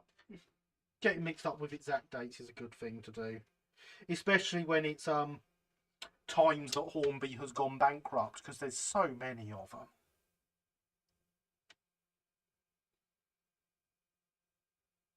It's really easy to get confused with that.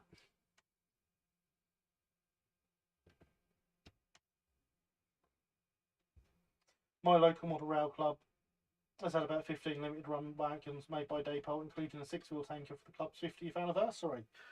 Fantastic. I do like grabbing limited run wagons.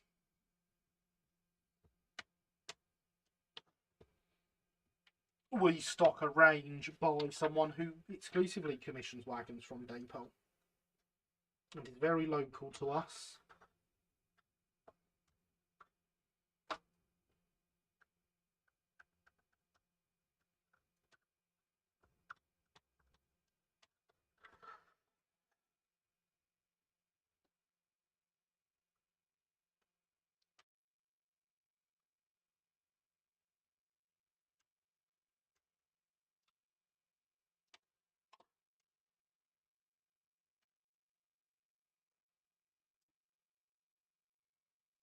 How many times have we gone bankrupt? How long is a piece of string? Exactly.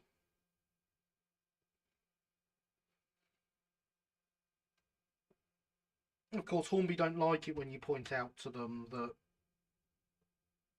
Frank Hornby's company is now owned by Spin Master and not them.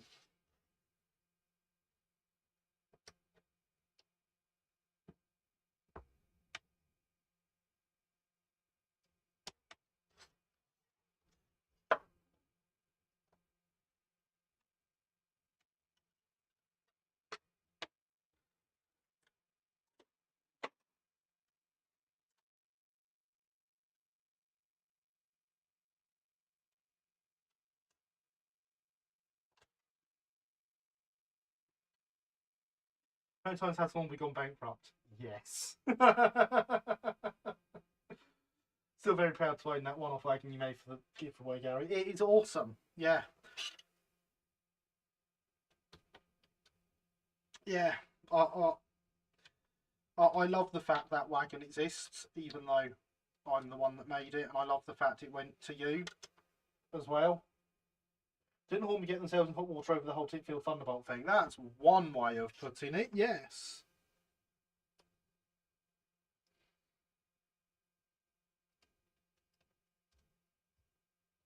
Hopefully, they will learn that they have to respect things like copyright law. And maybe the fact they've got burnt will teach them to play slightly fairer in future. I'm not going to hold my breath for that happening, but you never know. It might.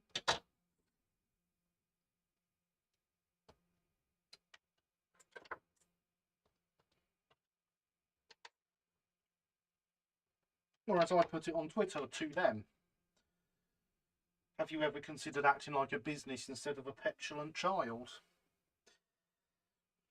Hydration is important.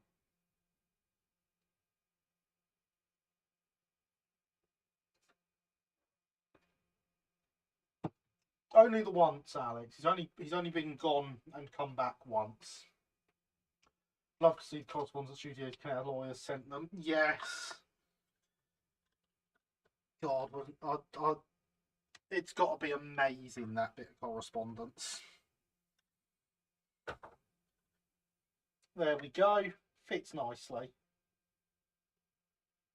I think I'm trying to get away with calling it inspired by. Yeah, which was never going to work. If they ran that past their lawyers and their lawyers were like, yeah, that's fine, you can definitely do that, then they need to fire their lawyers, honestly. I don't think that did happen, but that's just me.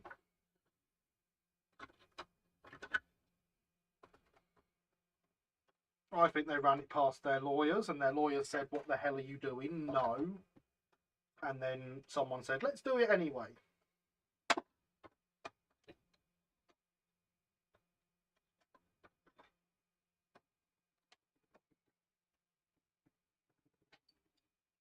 There we go. Isn't that looking good?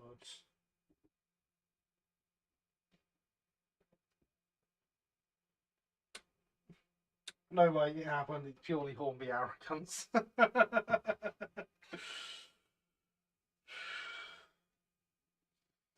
Definitely Hornby arrogance there. So I hope one day their fingers do get burnt enough that they actually learn. I don't expect it to happen, but I hope it does.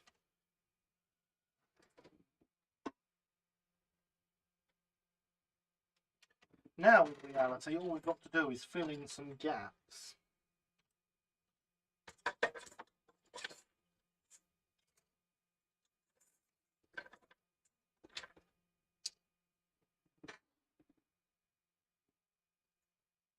Because you see,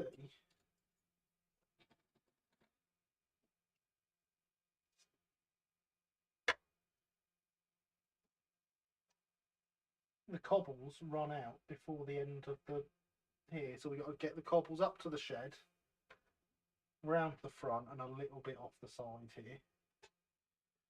Maybe right, seems like stepping on other toes. 4 and 6 wheels for the price. Rather wait for the Hatton ones. So I hate to defend Hornby here, but Hornby were working on those coaches before Hatton's made their announcement. Both companies came up with an idea. I mean, originally Hornby were going to make proper Stroudleys to go behind their Terriers, and it was a great idea. But they changed plans to compete with Hatton because they saw how well received the Hatton's Genesis range was on the social media, in which I include RM Web. And yeah, it would have been better if they didn't change their plans based on that, because they turned out some reasonable Stroudley carriages, and they could have been excellent Stroudley carriages.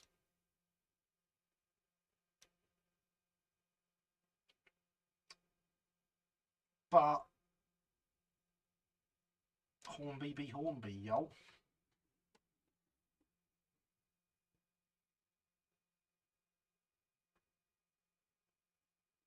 Hornby was still trying to humbug Hattons, and they still stuck me in the whole situation. Yeah, they were. They were.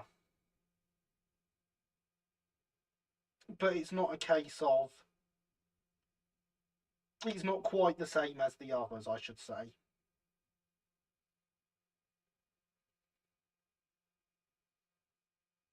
It's not a whole new product line just to get at someone. As I said in my video review of them, if you want Brighton Stroudley carriages, buy the Hornby four-wheelers. If you want anything else, buy the Hattons ones.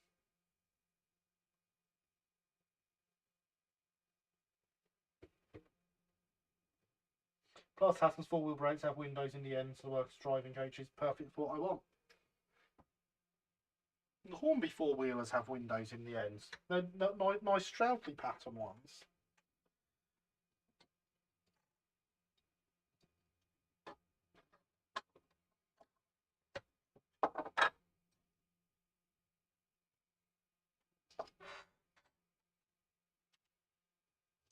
I'm going to try and use the scraps to fill in all the gaps.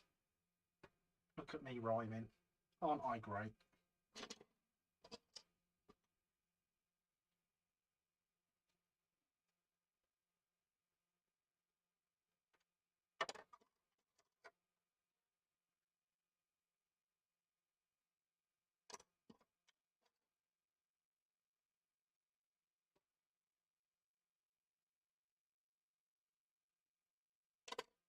Annoyingly,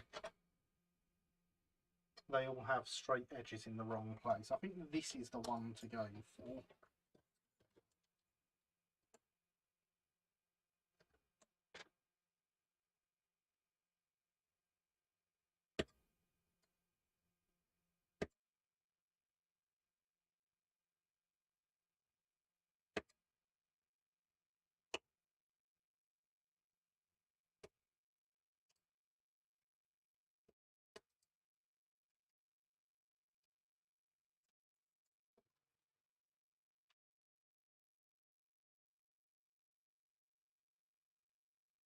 Still like to get some Hattons ones when they appear, but I really have no use for them. Yeah,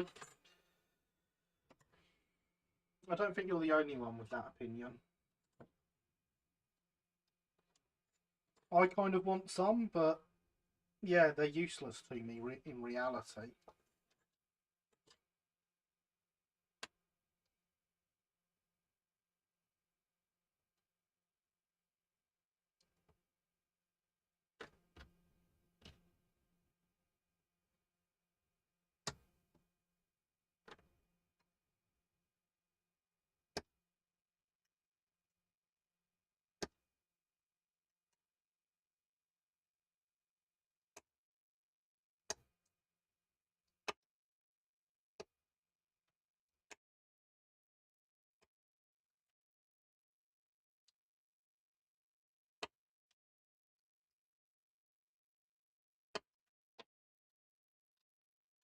There we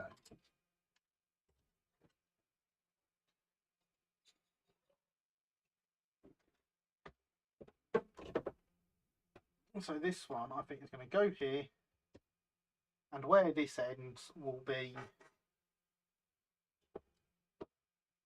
where the cobble ends.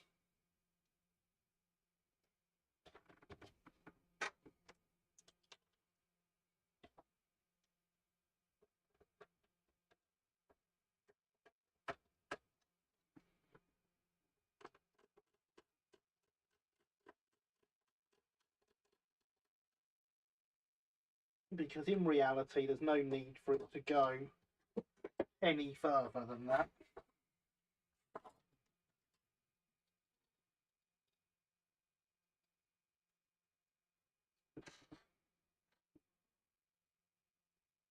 Can only say that bar my one item on pre-order, I'm sorted for my model railway stock at least.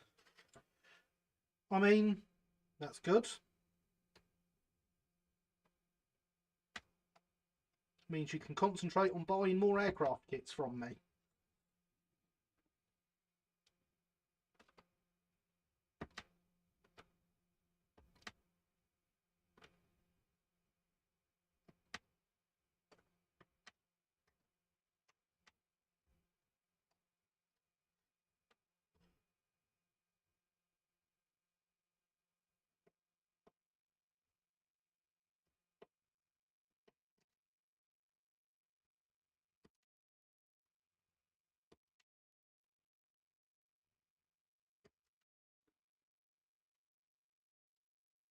I keep forgetting about my pre-orders. I wouldn't do that if I were you. They're going to be expensive.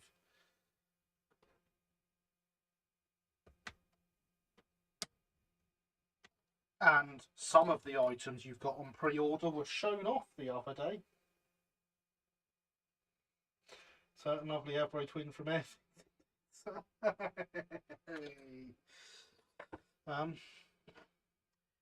pull the end of my knife blade out of the gut in that.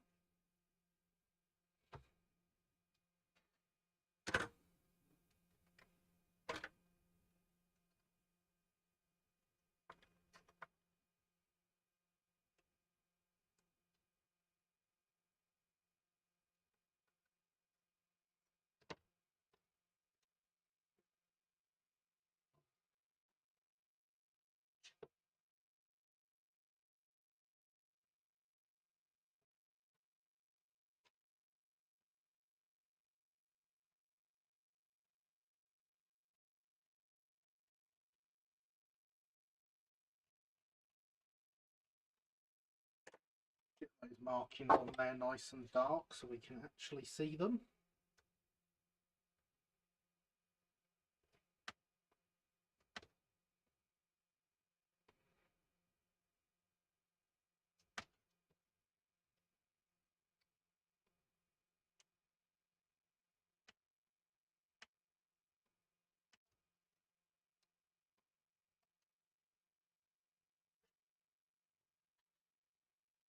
Wouldn't mind a Peckett and a B4 tank, but for the right price, patience will pay off. Indeed, patience will pay off.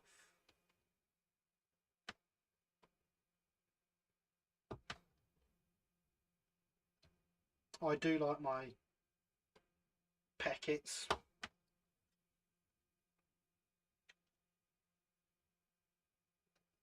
I mean, I only have the chassis for the 0601 because it's becoming a Manning Wardle.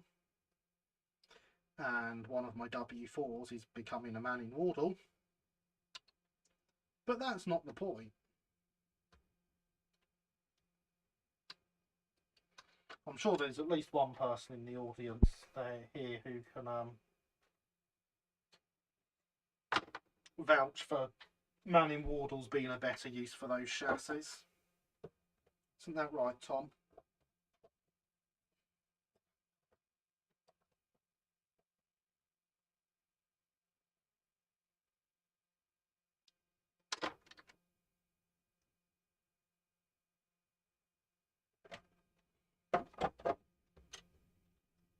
Someone keeps putting B4s on sale. Think you might be Kerno. I'll keep an eye on that then.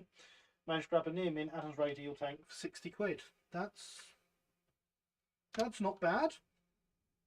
Is that the Hornby or the Oxford one?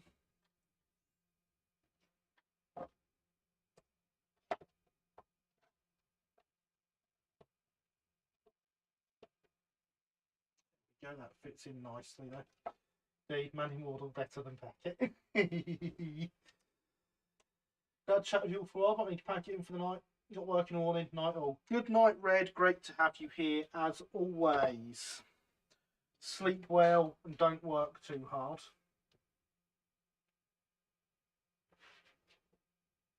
So what chassis was your K class on, RTR or custom? Oxford. It's a good model, the Oxford one. I've got the Oxford one with sound. Fantastic. Love it.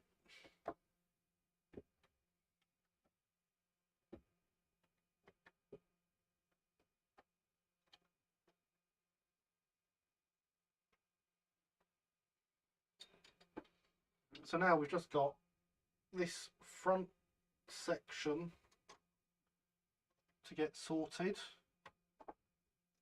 and that is all the cobble.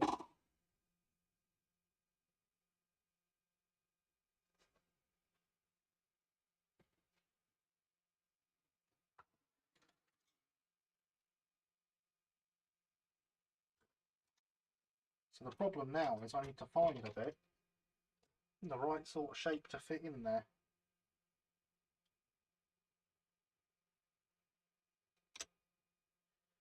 And the only bit I've got is huge.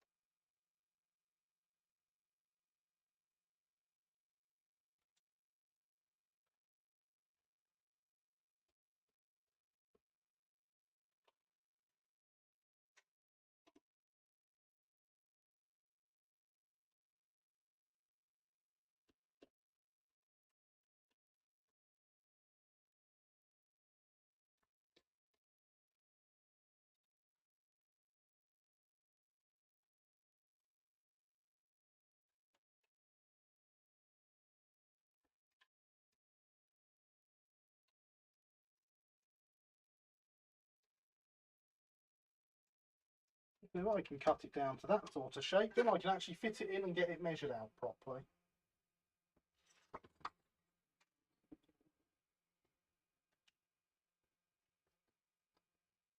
Must say, I'm so impressed by the Oxford N7. Now I've got one in the flesh. Oh, lovely model, isn't it?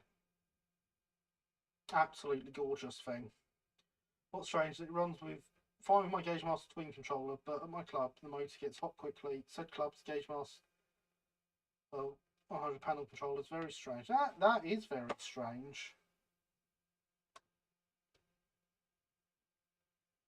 Sounds like there might be something wrong on your club's layout wiring, honestly, or just the transformer. Got a DC M7 for 50 quid the other week. Yeah, that's a very good price. Where'd you get that from? More people should shop in whatever shop it is that sold you that. You should give everyone the details.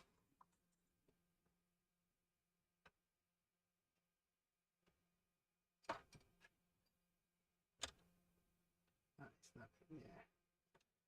Right.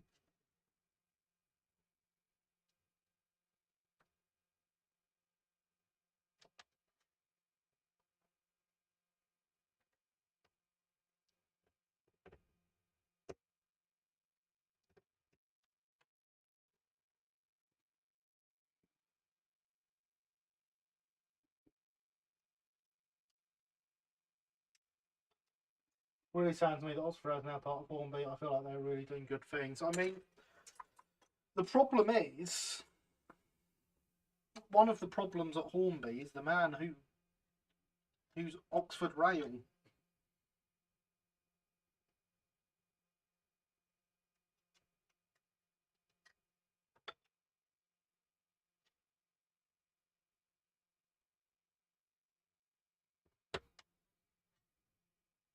I can confirm said model shop gives good deals. Way. Same shop I bought a yellow jumper from.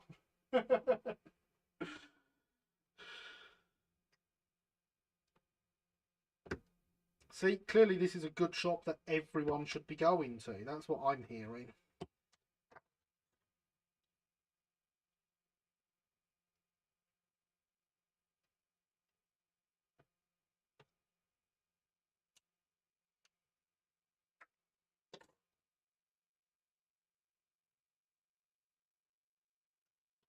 Must have a very good gaffer, that's all I can say.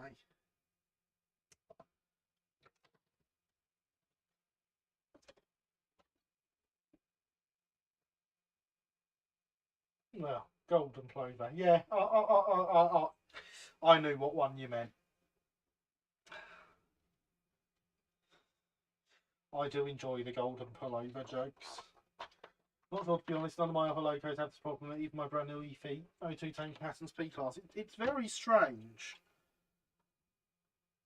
Ideally, you'd want to try it on another controller, but it seems unlikely that it's the loco if it's fine on your other controller.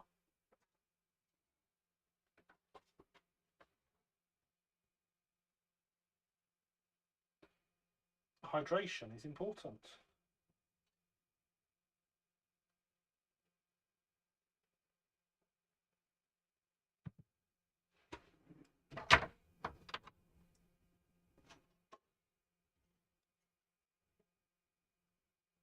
So that lines up there.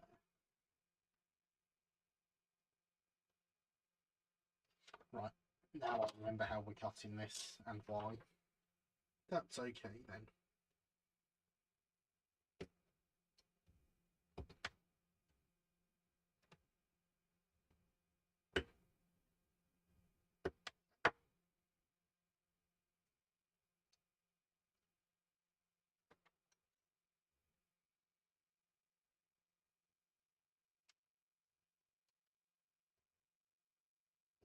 Cutting this part so that we can cut this part.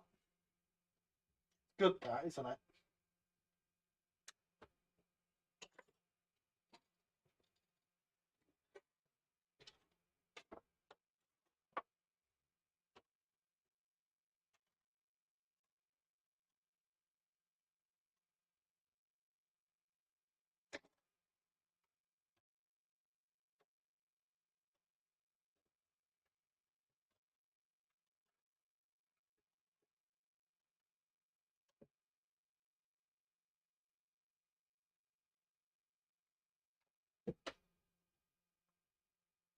It's like a jigsaw puzzle, this.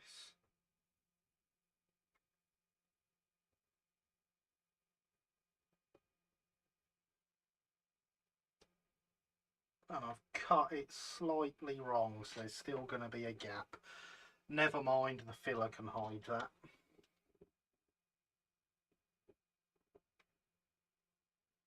Just remember to have some more railway items arriving tomorrow, something to look forward to outside the crippling agony of existence. I approve of things to look forward to outside the crippling agony of existence. I do not think I have anything arriving. I've got a few bits of work I'll be doing tomorrow for top secret projects that I cannot wait to share with you all. But I have to, so boo. And I've got my new wagon book to look through, because I'm genuinely excited to have a proper look from that rather than just a small flick that it's had. If the roads take, we're running in period about 30 minutes, low to medium speed, both directions, no issues. Also put some drops of oil on all the bearings. Yeah, that's the right thing to do.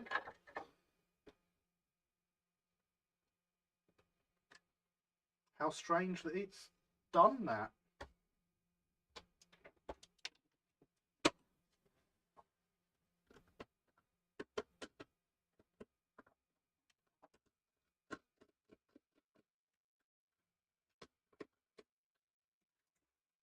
There we go.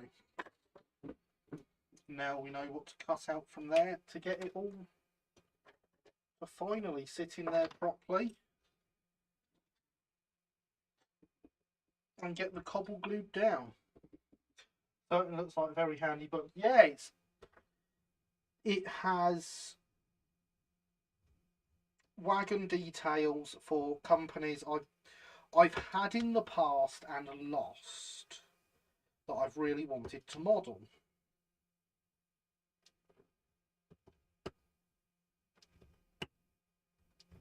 The fact they are, there's photos and drawings of the livery in the book, so yeah, will be good to sit down, have a proper look through it, see what I can come up with for that.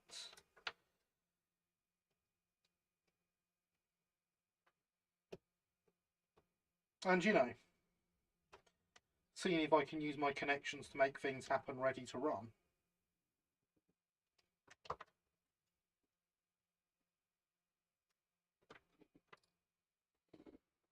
I also, I know this suggestion might be a bit redundant now you've nearly at the end of cobblestones. Have you looked at Green Stuff World's putty rollers? Yes, I have. Using these sheets was an active choice. But thank you for the suggestion nonetheless.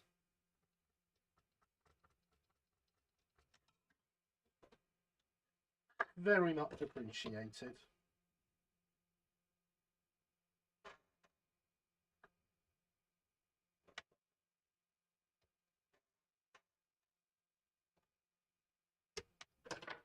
I can't remember why I chose to do this, but I did.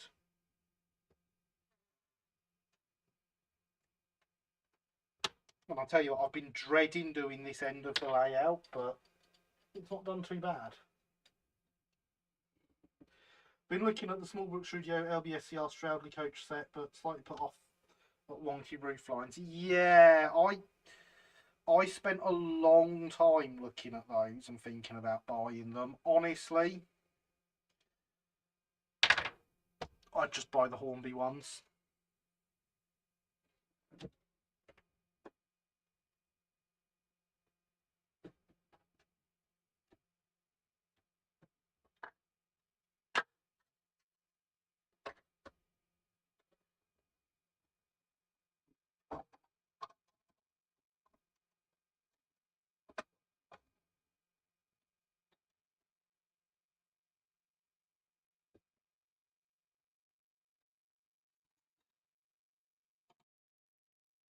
There we go. All the cobble TM.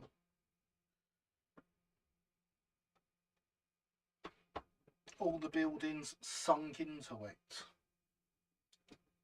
All the hydration still being important.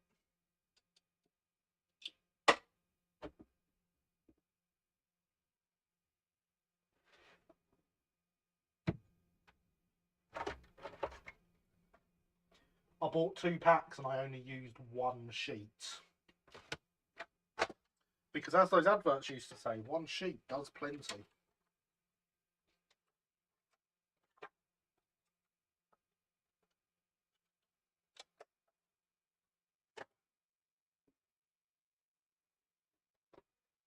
So yeah, so from the end of the cobble here, it's going to be grass. So we've got a bit more turf work to do there. Not right now.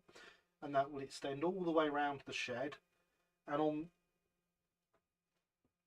on this side of the shed, look, if I put my arm this way around, I'm not quite blocking as much of the light. So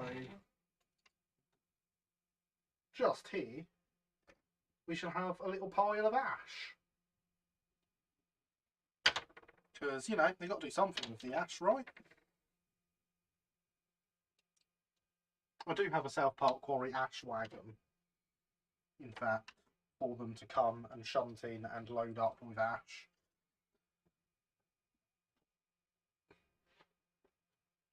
That would feature in advanced shunting puzzles.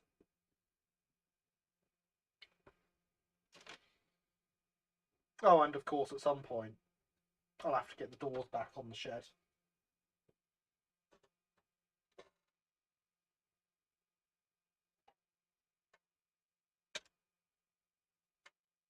But with this, like, with the cobble finally being finished, we'll be able to get the shed floor down.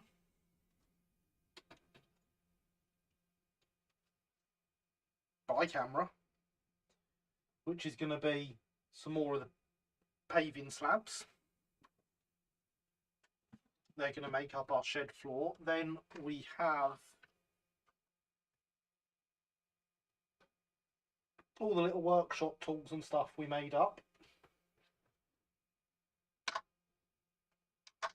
to go in there, along with the few bits I haven't made yet. So they'll get made up and painted. They'll go in there. So we'll have a nice, fully kitted out shed interior. For those that can't remember, the shed does even have the interior all done nicely.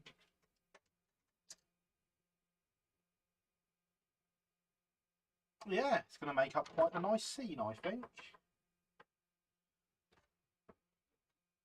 And yes, bushes and weeds help hide modelling crimes. They do indeed. There'll be lots of those going in. I am really happy with how this layout's looking now, though.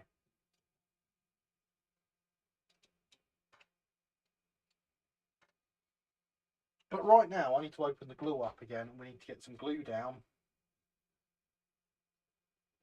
for these cobbles.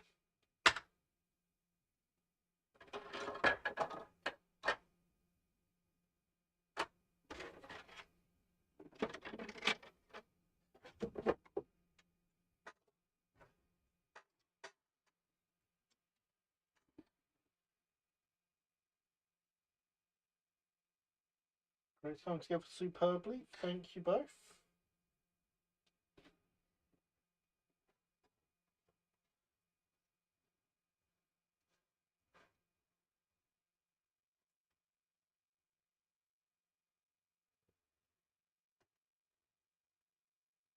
So this is the furthest I've got on a layout that I have built from scratch.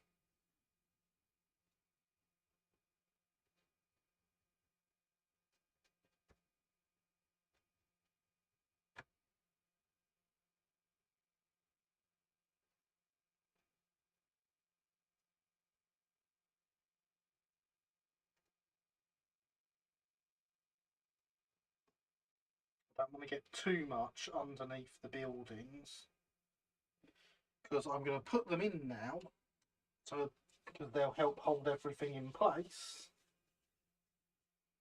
But I want to be able to lift them out in the future so that I can get detailing stuff in around them. Afraid though I must be off, struggling to keep my eyes open night. Well, good night, Alex. Sleep well. Enjoy whatever it is you have arriving tomorrow.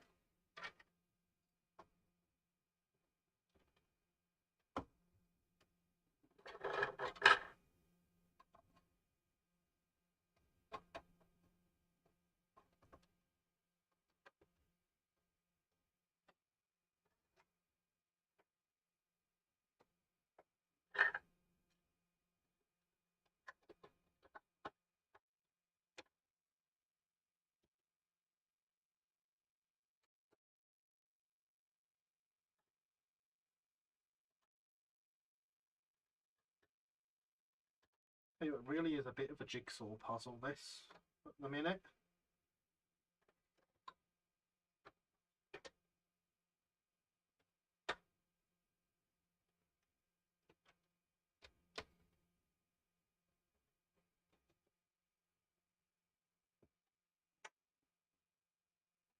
There we are.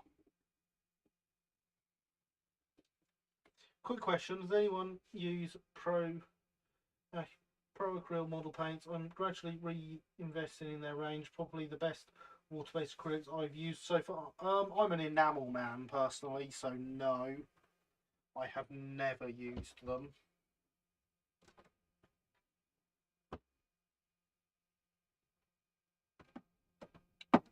But you know, we all have preferences, don't we? And if they work for you, then that is excellent.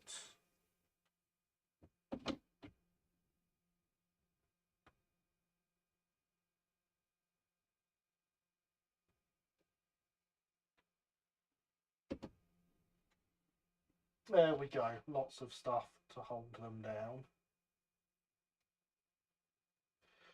I will, and I'm sure pictures will be posted pretty quickly. Excellent. I look forward to it, Alex. GCR transfers I bought. Good old Fox transfers. Fantastic. Fox transfers are very good transfers.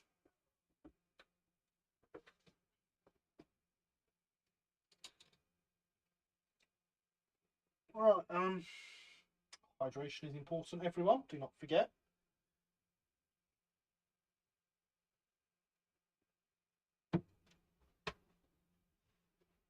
That leaves us with just over half an hour.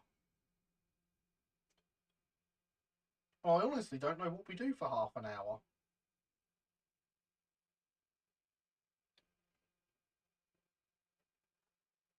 Anyone got a clue?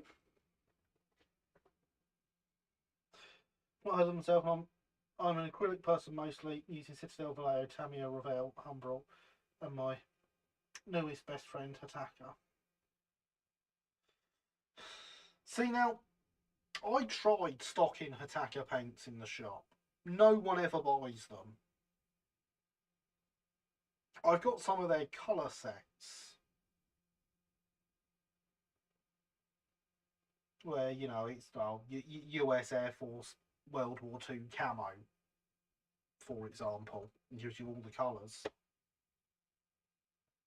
No, in the time I've had the shop, I've sold one pack of them, and that's all the Hataka paint I've sold. It's just that one pack. Got the sets, love them. We'll have to do a deal, Christopher. Definitely have to do a deal.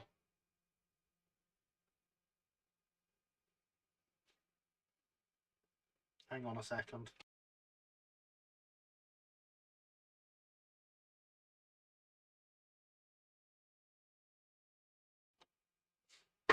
Good evening, Rob. How are you? They are very nice coaches, aren't they? It's a Southeastern and Chatham six-wheel push-pull set designed by Linny. And they are, as you would expect for Linny's design stuff, absolutely gorgeous.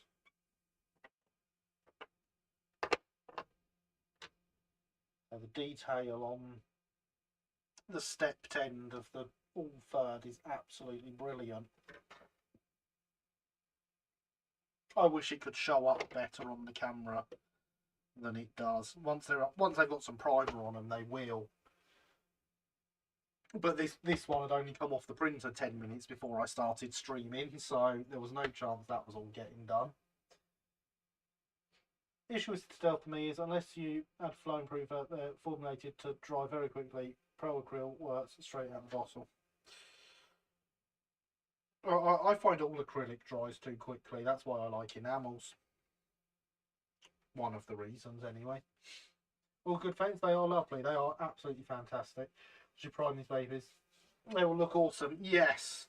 So Linny is still working on the chassis for them, but I'm really looking forward to having them all done and available. Unfortunately, my printer is not big enough to blow them up to 7mm. Barely fits this on the Mars, honestly. That's that sort of angle to get it to fit on the bed.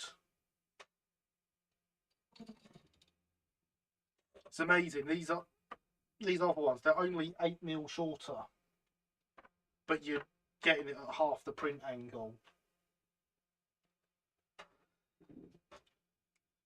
I do keep meaning to blow up my ballast wagons and print one off. See how they go up to 7mm. Because they'll go nicely with your ballast brakes. Maybe we can do a bit of a swap. I'll send you a rake of wagons. You send me a couple of brake vans in 4mm.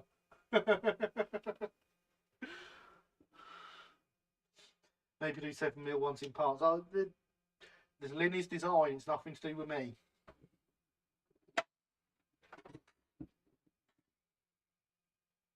Say that, I'm going to be the one in charge of selling them.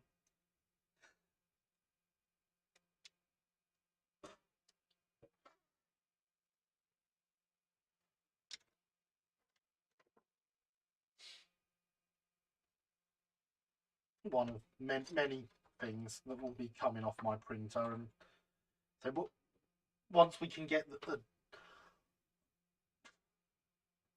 I will upgrade my printer once I can get one with the quality of the shop's printer, but a bigger print bed. Because the quality on that thing is outstanding. For those that haven't seen, if you find Linny's Great Southern Railway thread on RM Web, I printed a horse box for them the other day, and they've put some pictures up of it, and it's absolutely stunning, especially considering it's a 4mm model. Absolutely fantastic thing, that printer.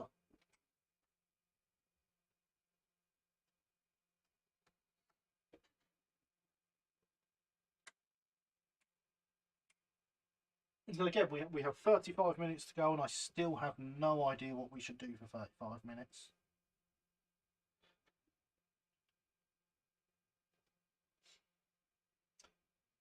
Because we're obviously not getting any more on the layout done now that I've just glued those cobbles down.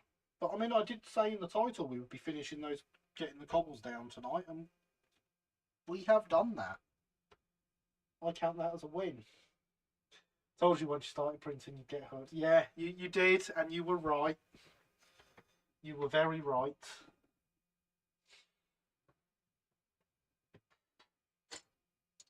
So the shop's got a DLP printer rather than an LCD one. It's so good.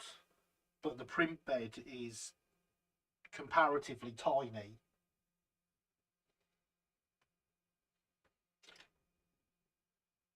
I mean, you can print larger things, but you're printing them vertically when it comes to models, such as we did Lily again, and LSWR-A12, and that had to be printed completely vertically to get it on the print bed. Not the ideal way to be printing.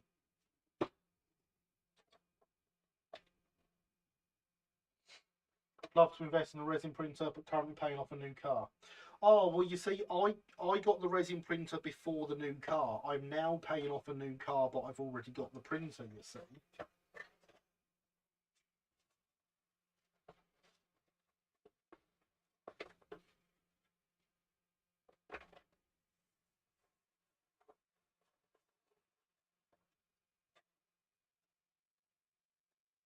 I'm looking at these Manning Wardles and wondering if I could put one together in half an hour.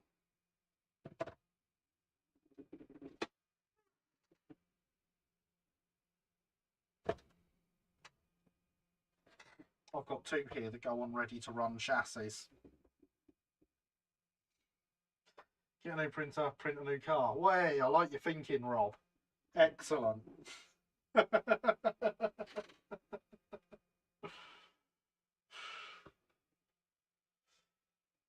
You only want me to try because you know one of them came from you, Christopher. Well, I've got that one right here.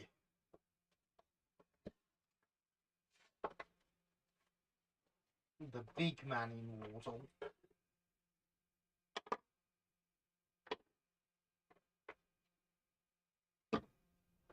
Which goes on a Hornby Packet chassis.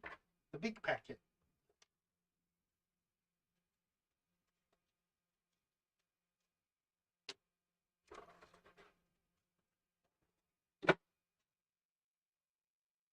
also think it would be fun. Yeah, yeah. You just want to see me completely mess up everything. That's what it is, I know.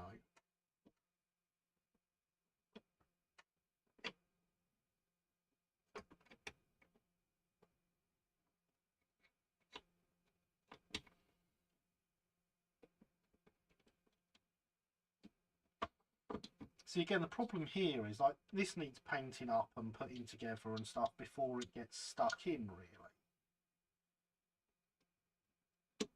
And that delays us. That means I can't do it in half an hour.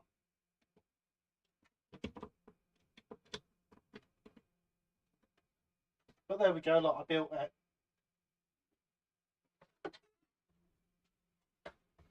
If, however, instead of that one,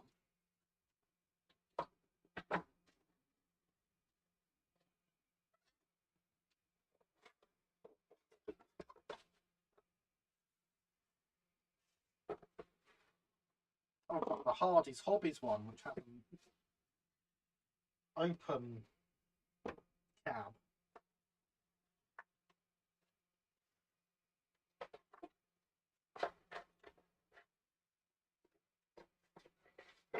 You and completely mess up in the same sentence, not a thing. Oh, trust me, it is.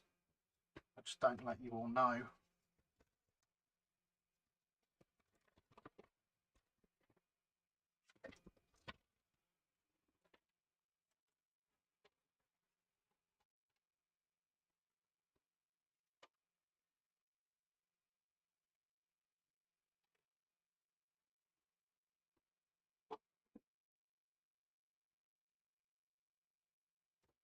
I mean, if we're doing this,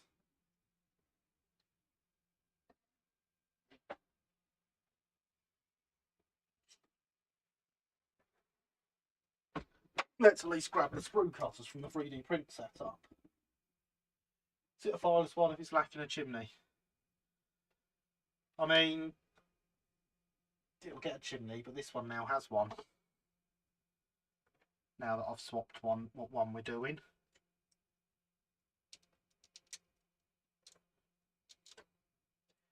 This is the Manning Wardle H from Hardy's Hobbies.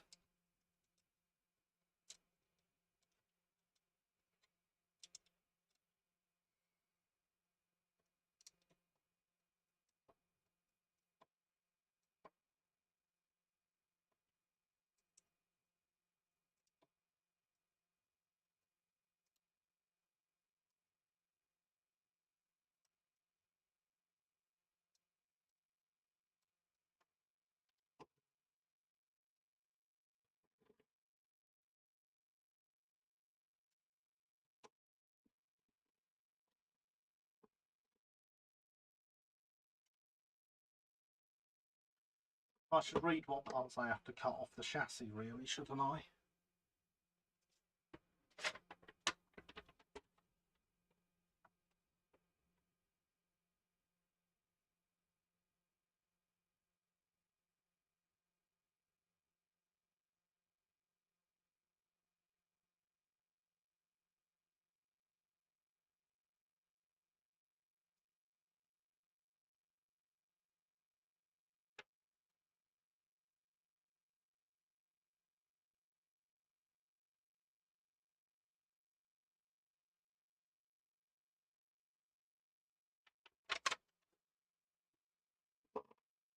So it looks like it's just these bits to come off.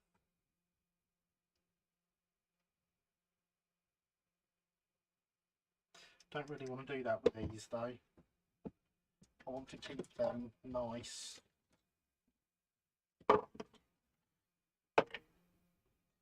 Best nippers I've had are MPO5 engineered ones, a bit expensive, but last ages were very clean cut. Yeah, these ones are great. These are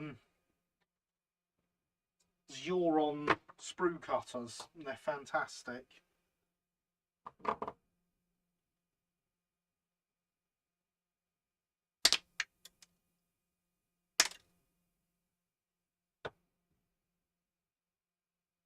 Remember everyone, keep these things facing away from you and wear PPE. In this case, a pair of goggles.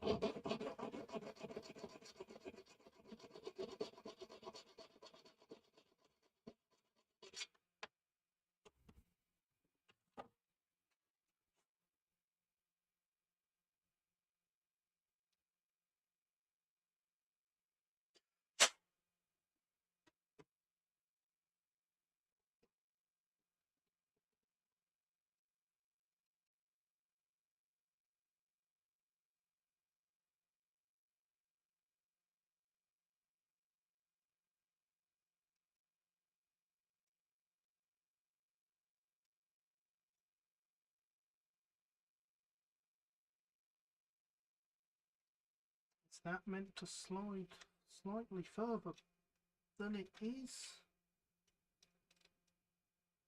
Yeah, that should definitely be slightly further back than it is.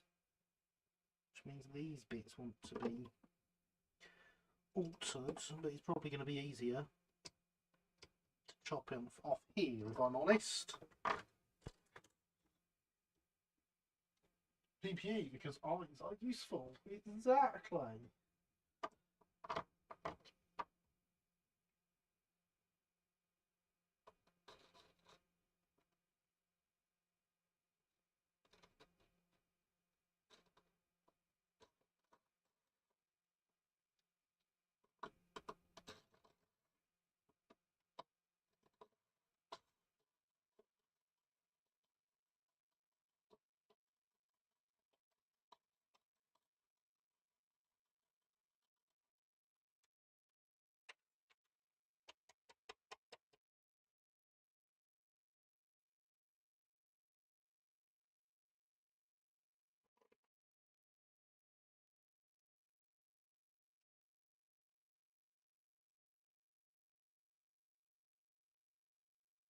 It's better now.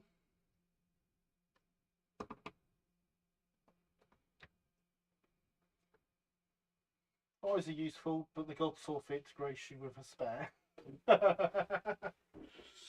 Fair. Yeah, look at that already. Loco done, just like that. Obviously it's not.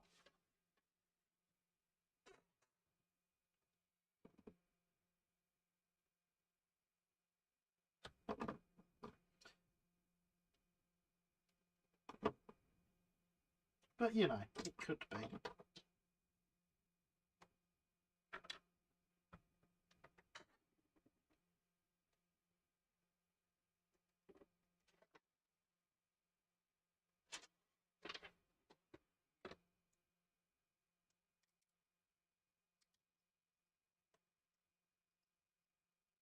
Some sand boxes and some toolboxes to go yet.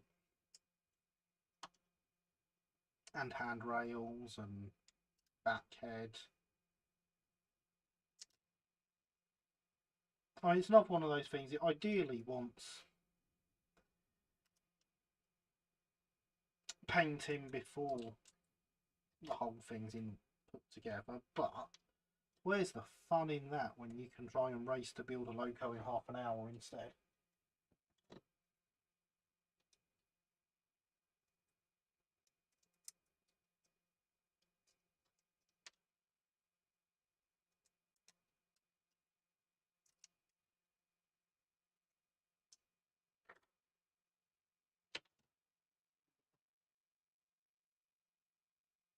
There's my files.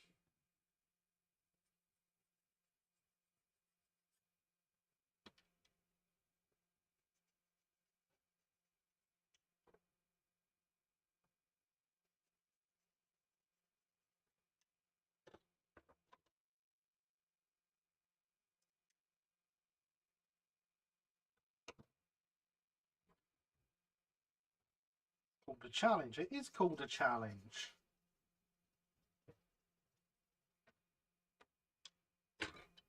But I like the sorts of challenges that are possible.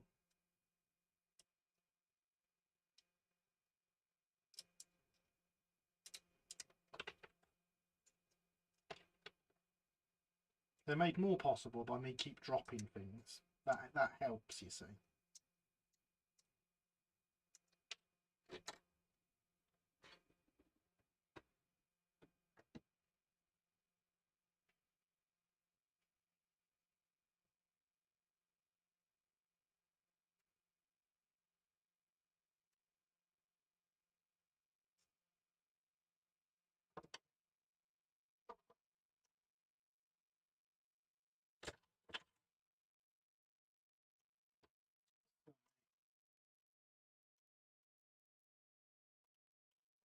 Stands up there.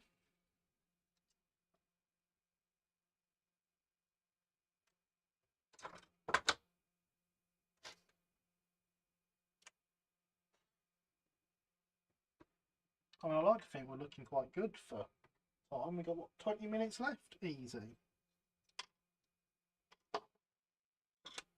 Now, this is the bit I shouldn't be doing yet, and that is sticking in the back head. But the reason I chose to do this one is because it's an open cap, so I can get at the back head once it's in.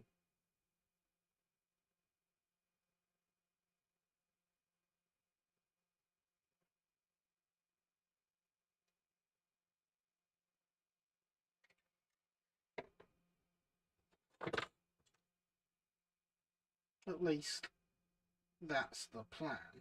Come off my finger. Do not go on the floor. Especially not glue side down.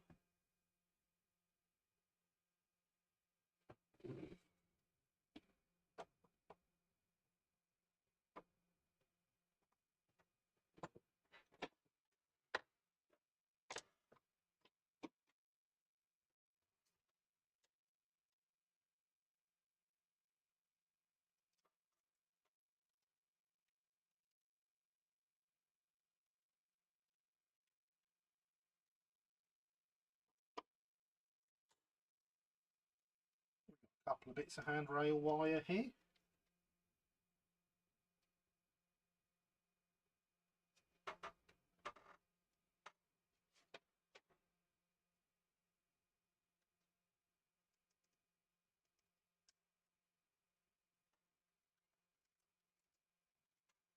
And some handrail knobs to go with them.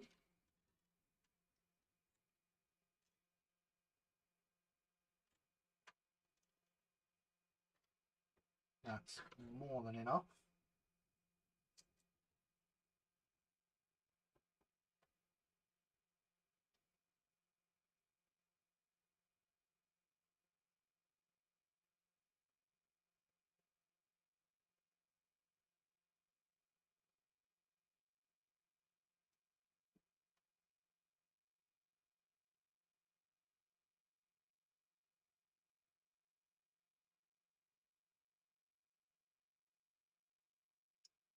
So they can go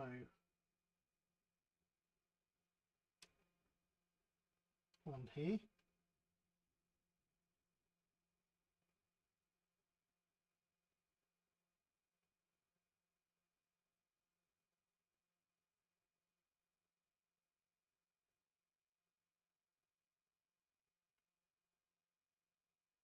There we go, 3 handrail knobs on the handrail wire.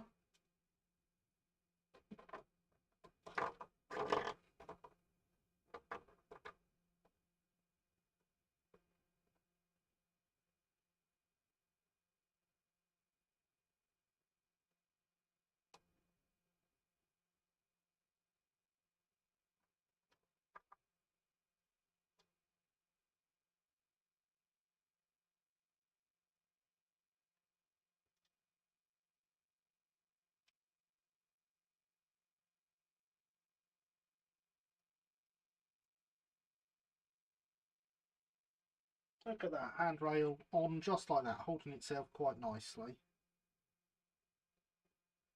I can actually see those from inside. I can glue those from the inside, and probably will.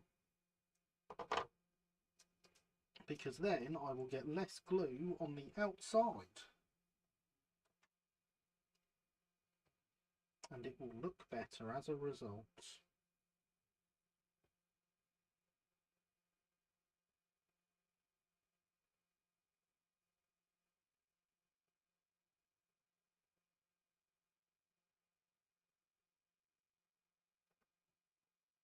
At least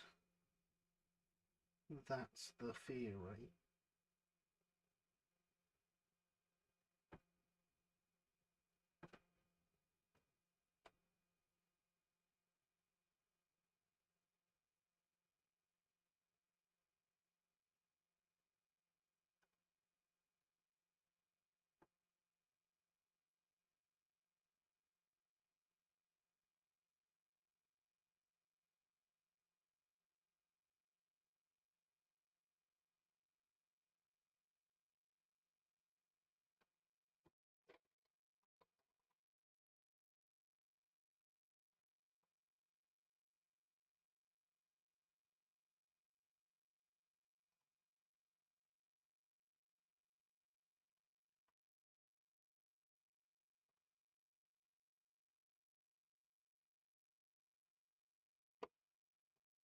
And there we go. There's both sets of handrail knobs on, just like that. I'm going to put these two back in their box, back in their packet now.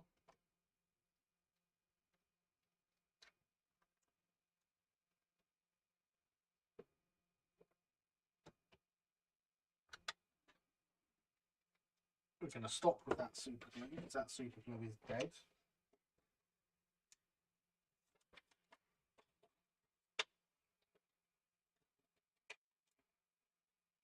But it's okay because I bought some more.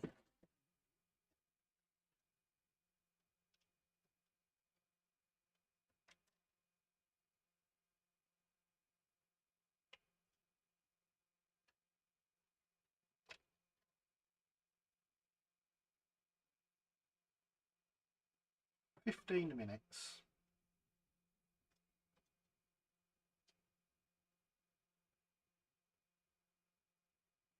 Oh God, I was not expecting this to be quite as liquidy as it is.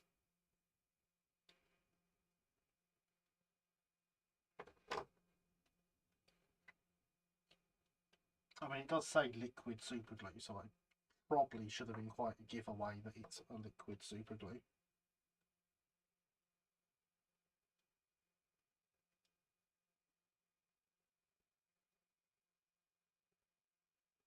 That's practically like water.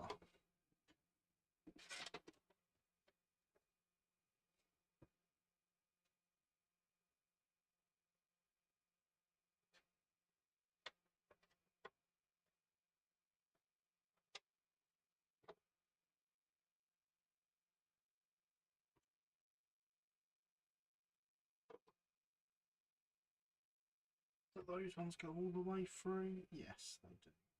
Okay. We're going to get some handrails on the front now, because I forgot to do the front ones. Rather silly.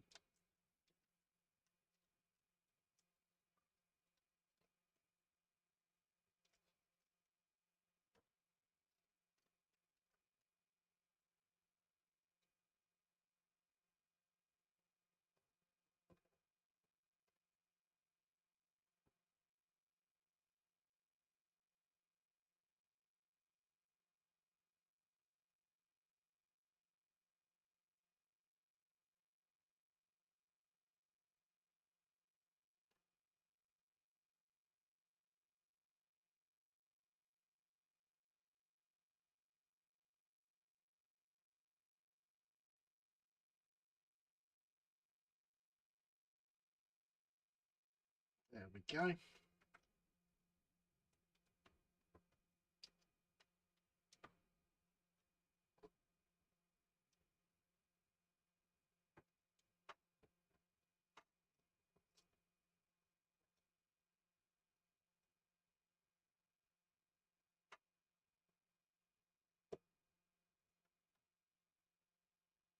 They go through like that, and yes, we can see that well enough to get some glue in there.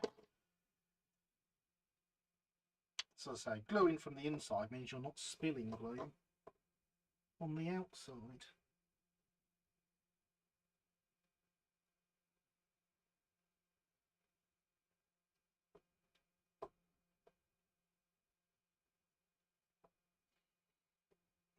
Although this clearly does not want to go in there.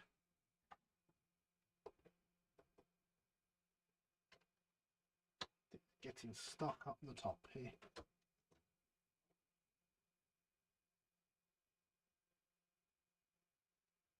That drop's gone in. There we go.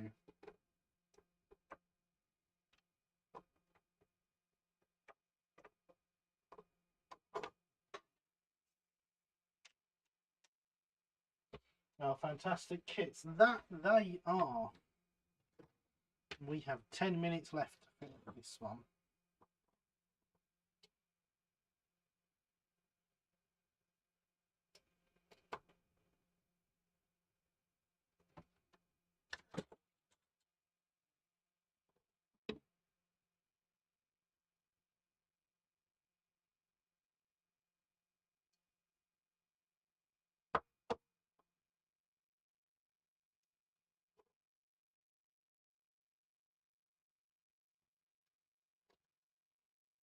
So we'll cut our handrails down next.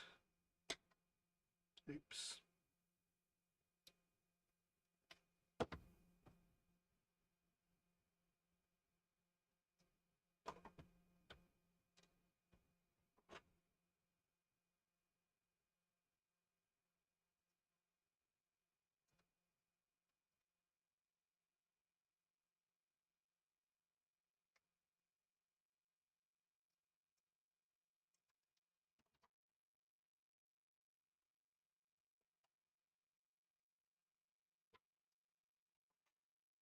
Now comes the unavoidable glue on the outside bit.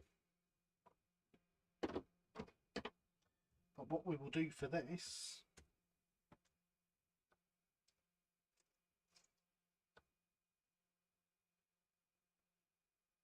is we'll put a drop of glue on there and then apply some tiny amounts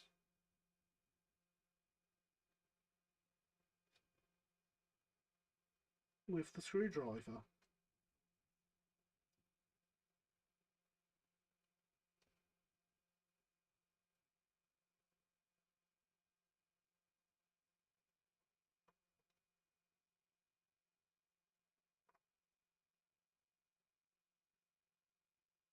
And there we go, that's those bits done.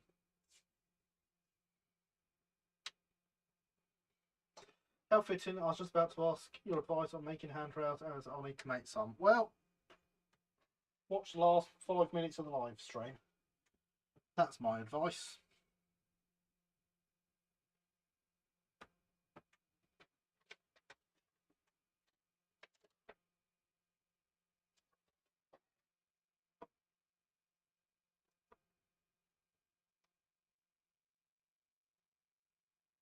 I know you said fast drying, but that's taking the mick.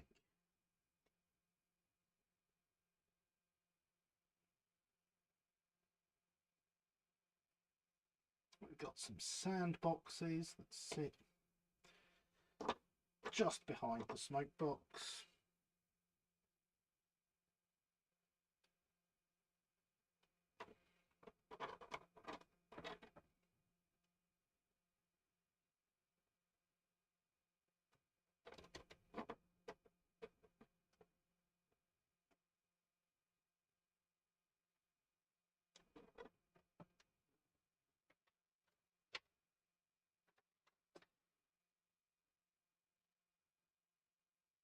And then we've got some toolboxes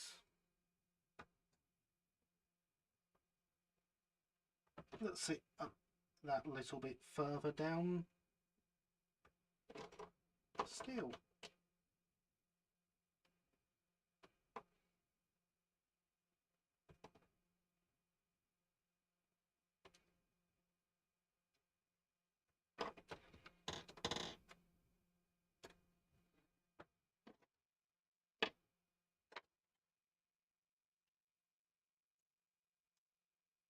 Now we just have a couple of loops to make out of the wire.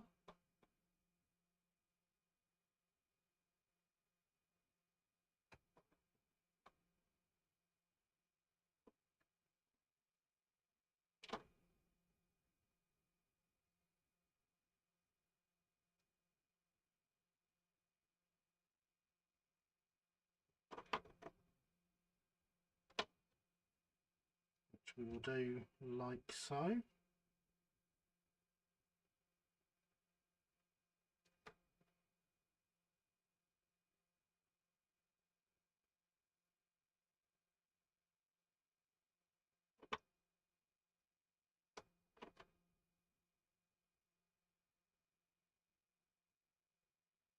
This one has annoyingly slightly bent out of shape and I need to file off the end there to make it nice and small again from where I cut it.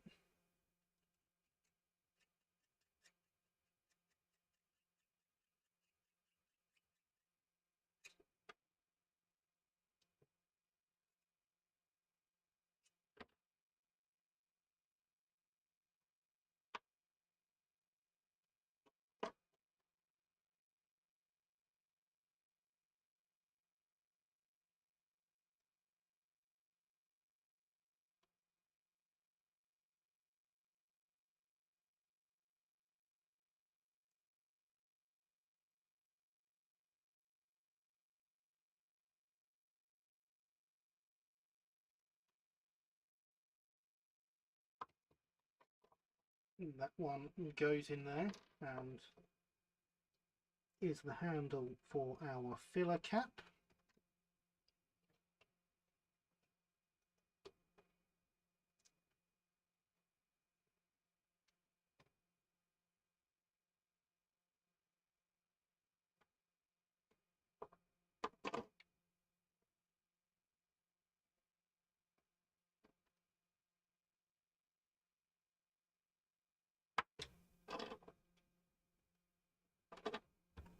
And then we have another one to put on the front here, which is the smoke box door handle. Didn't drop it, it landed on my finger.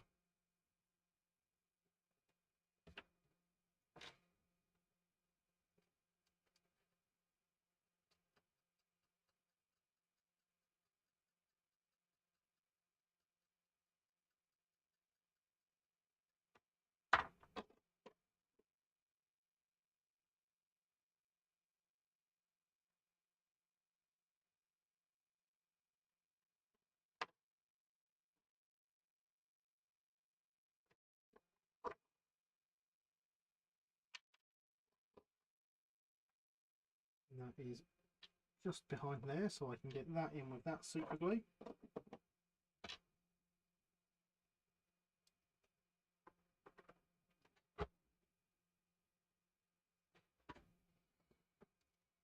Allow it to dry for a second, then we are done with the handrail wire now.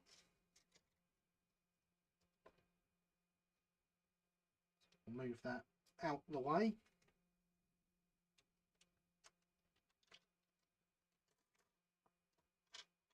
We're not going to worry about these coupling hooks because they will get Smith's free links, but I don't have any made up at the moment, so it's not getting those right now.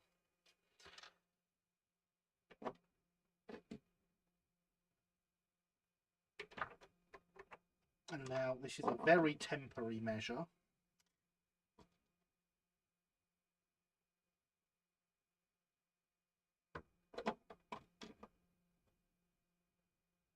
No, it's too loose for even the temporary measure.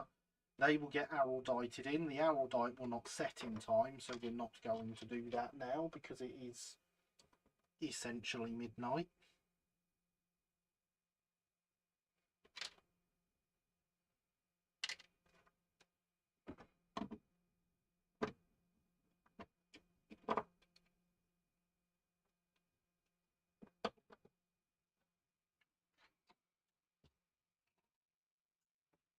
But there you have, at 2 minutes to midnight, a Manning Wardle that we have built in half an hour. With many thanks to Hardy's Hobbies, whose kit it is. That is their Manning Wardle H class. Very nice, quick and enjoyable build. I highly recommend it. Everyone needs more Manning Wardles. I now have more Manning Wardles. As you saw earlier, I've got several more still to build. This one even comes with a crew who are yet to be added, but you know, that can wait. But yeah, I think that's a much better use for the Hornby Peckett chassis than a Peckett, personally. I mean, I do also have a Peckett and I do like it. It's been modified with an open cab, it's great.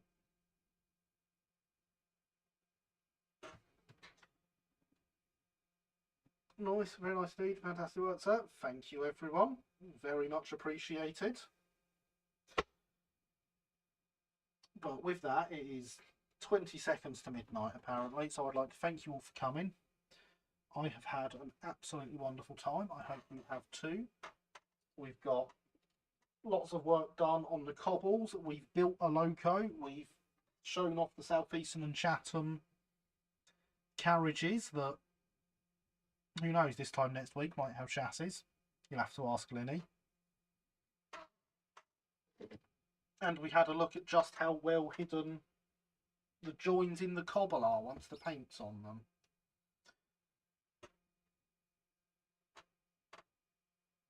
For an entertaining stream, see most of you on Discord through the week, some of you the Bluebell next Sunday. And yes, of course, do not forget, I will be at the Bluebell Railway next Sunday for the Terrier weekend. So if anyone wants to say hi, I have no idea what I'll be wearing, but I'll sound like me.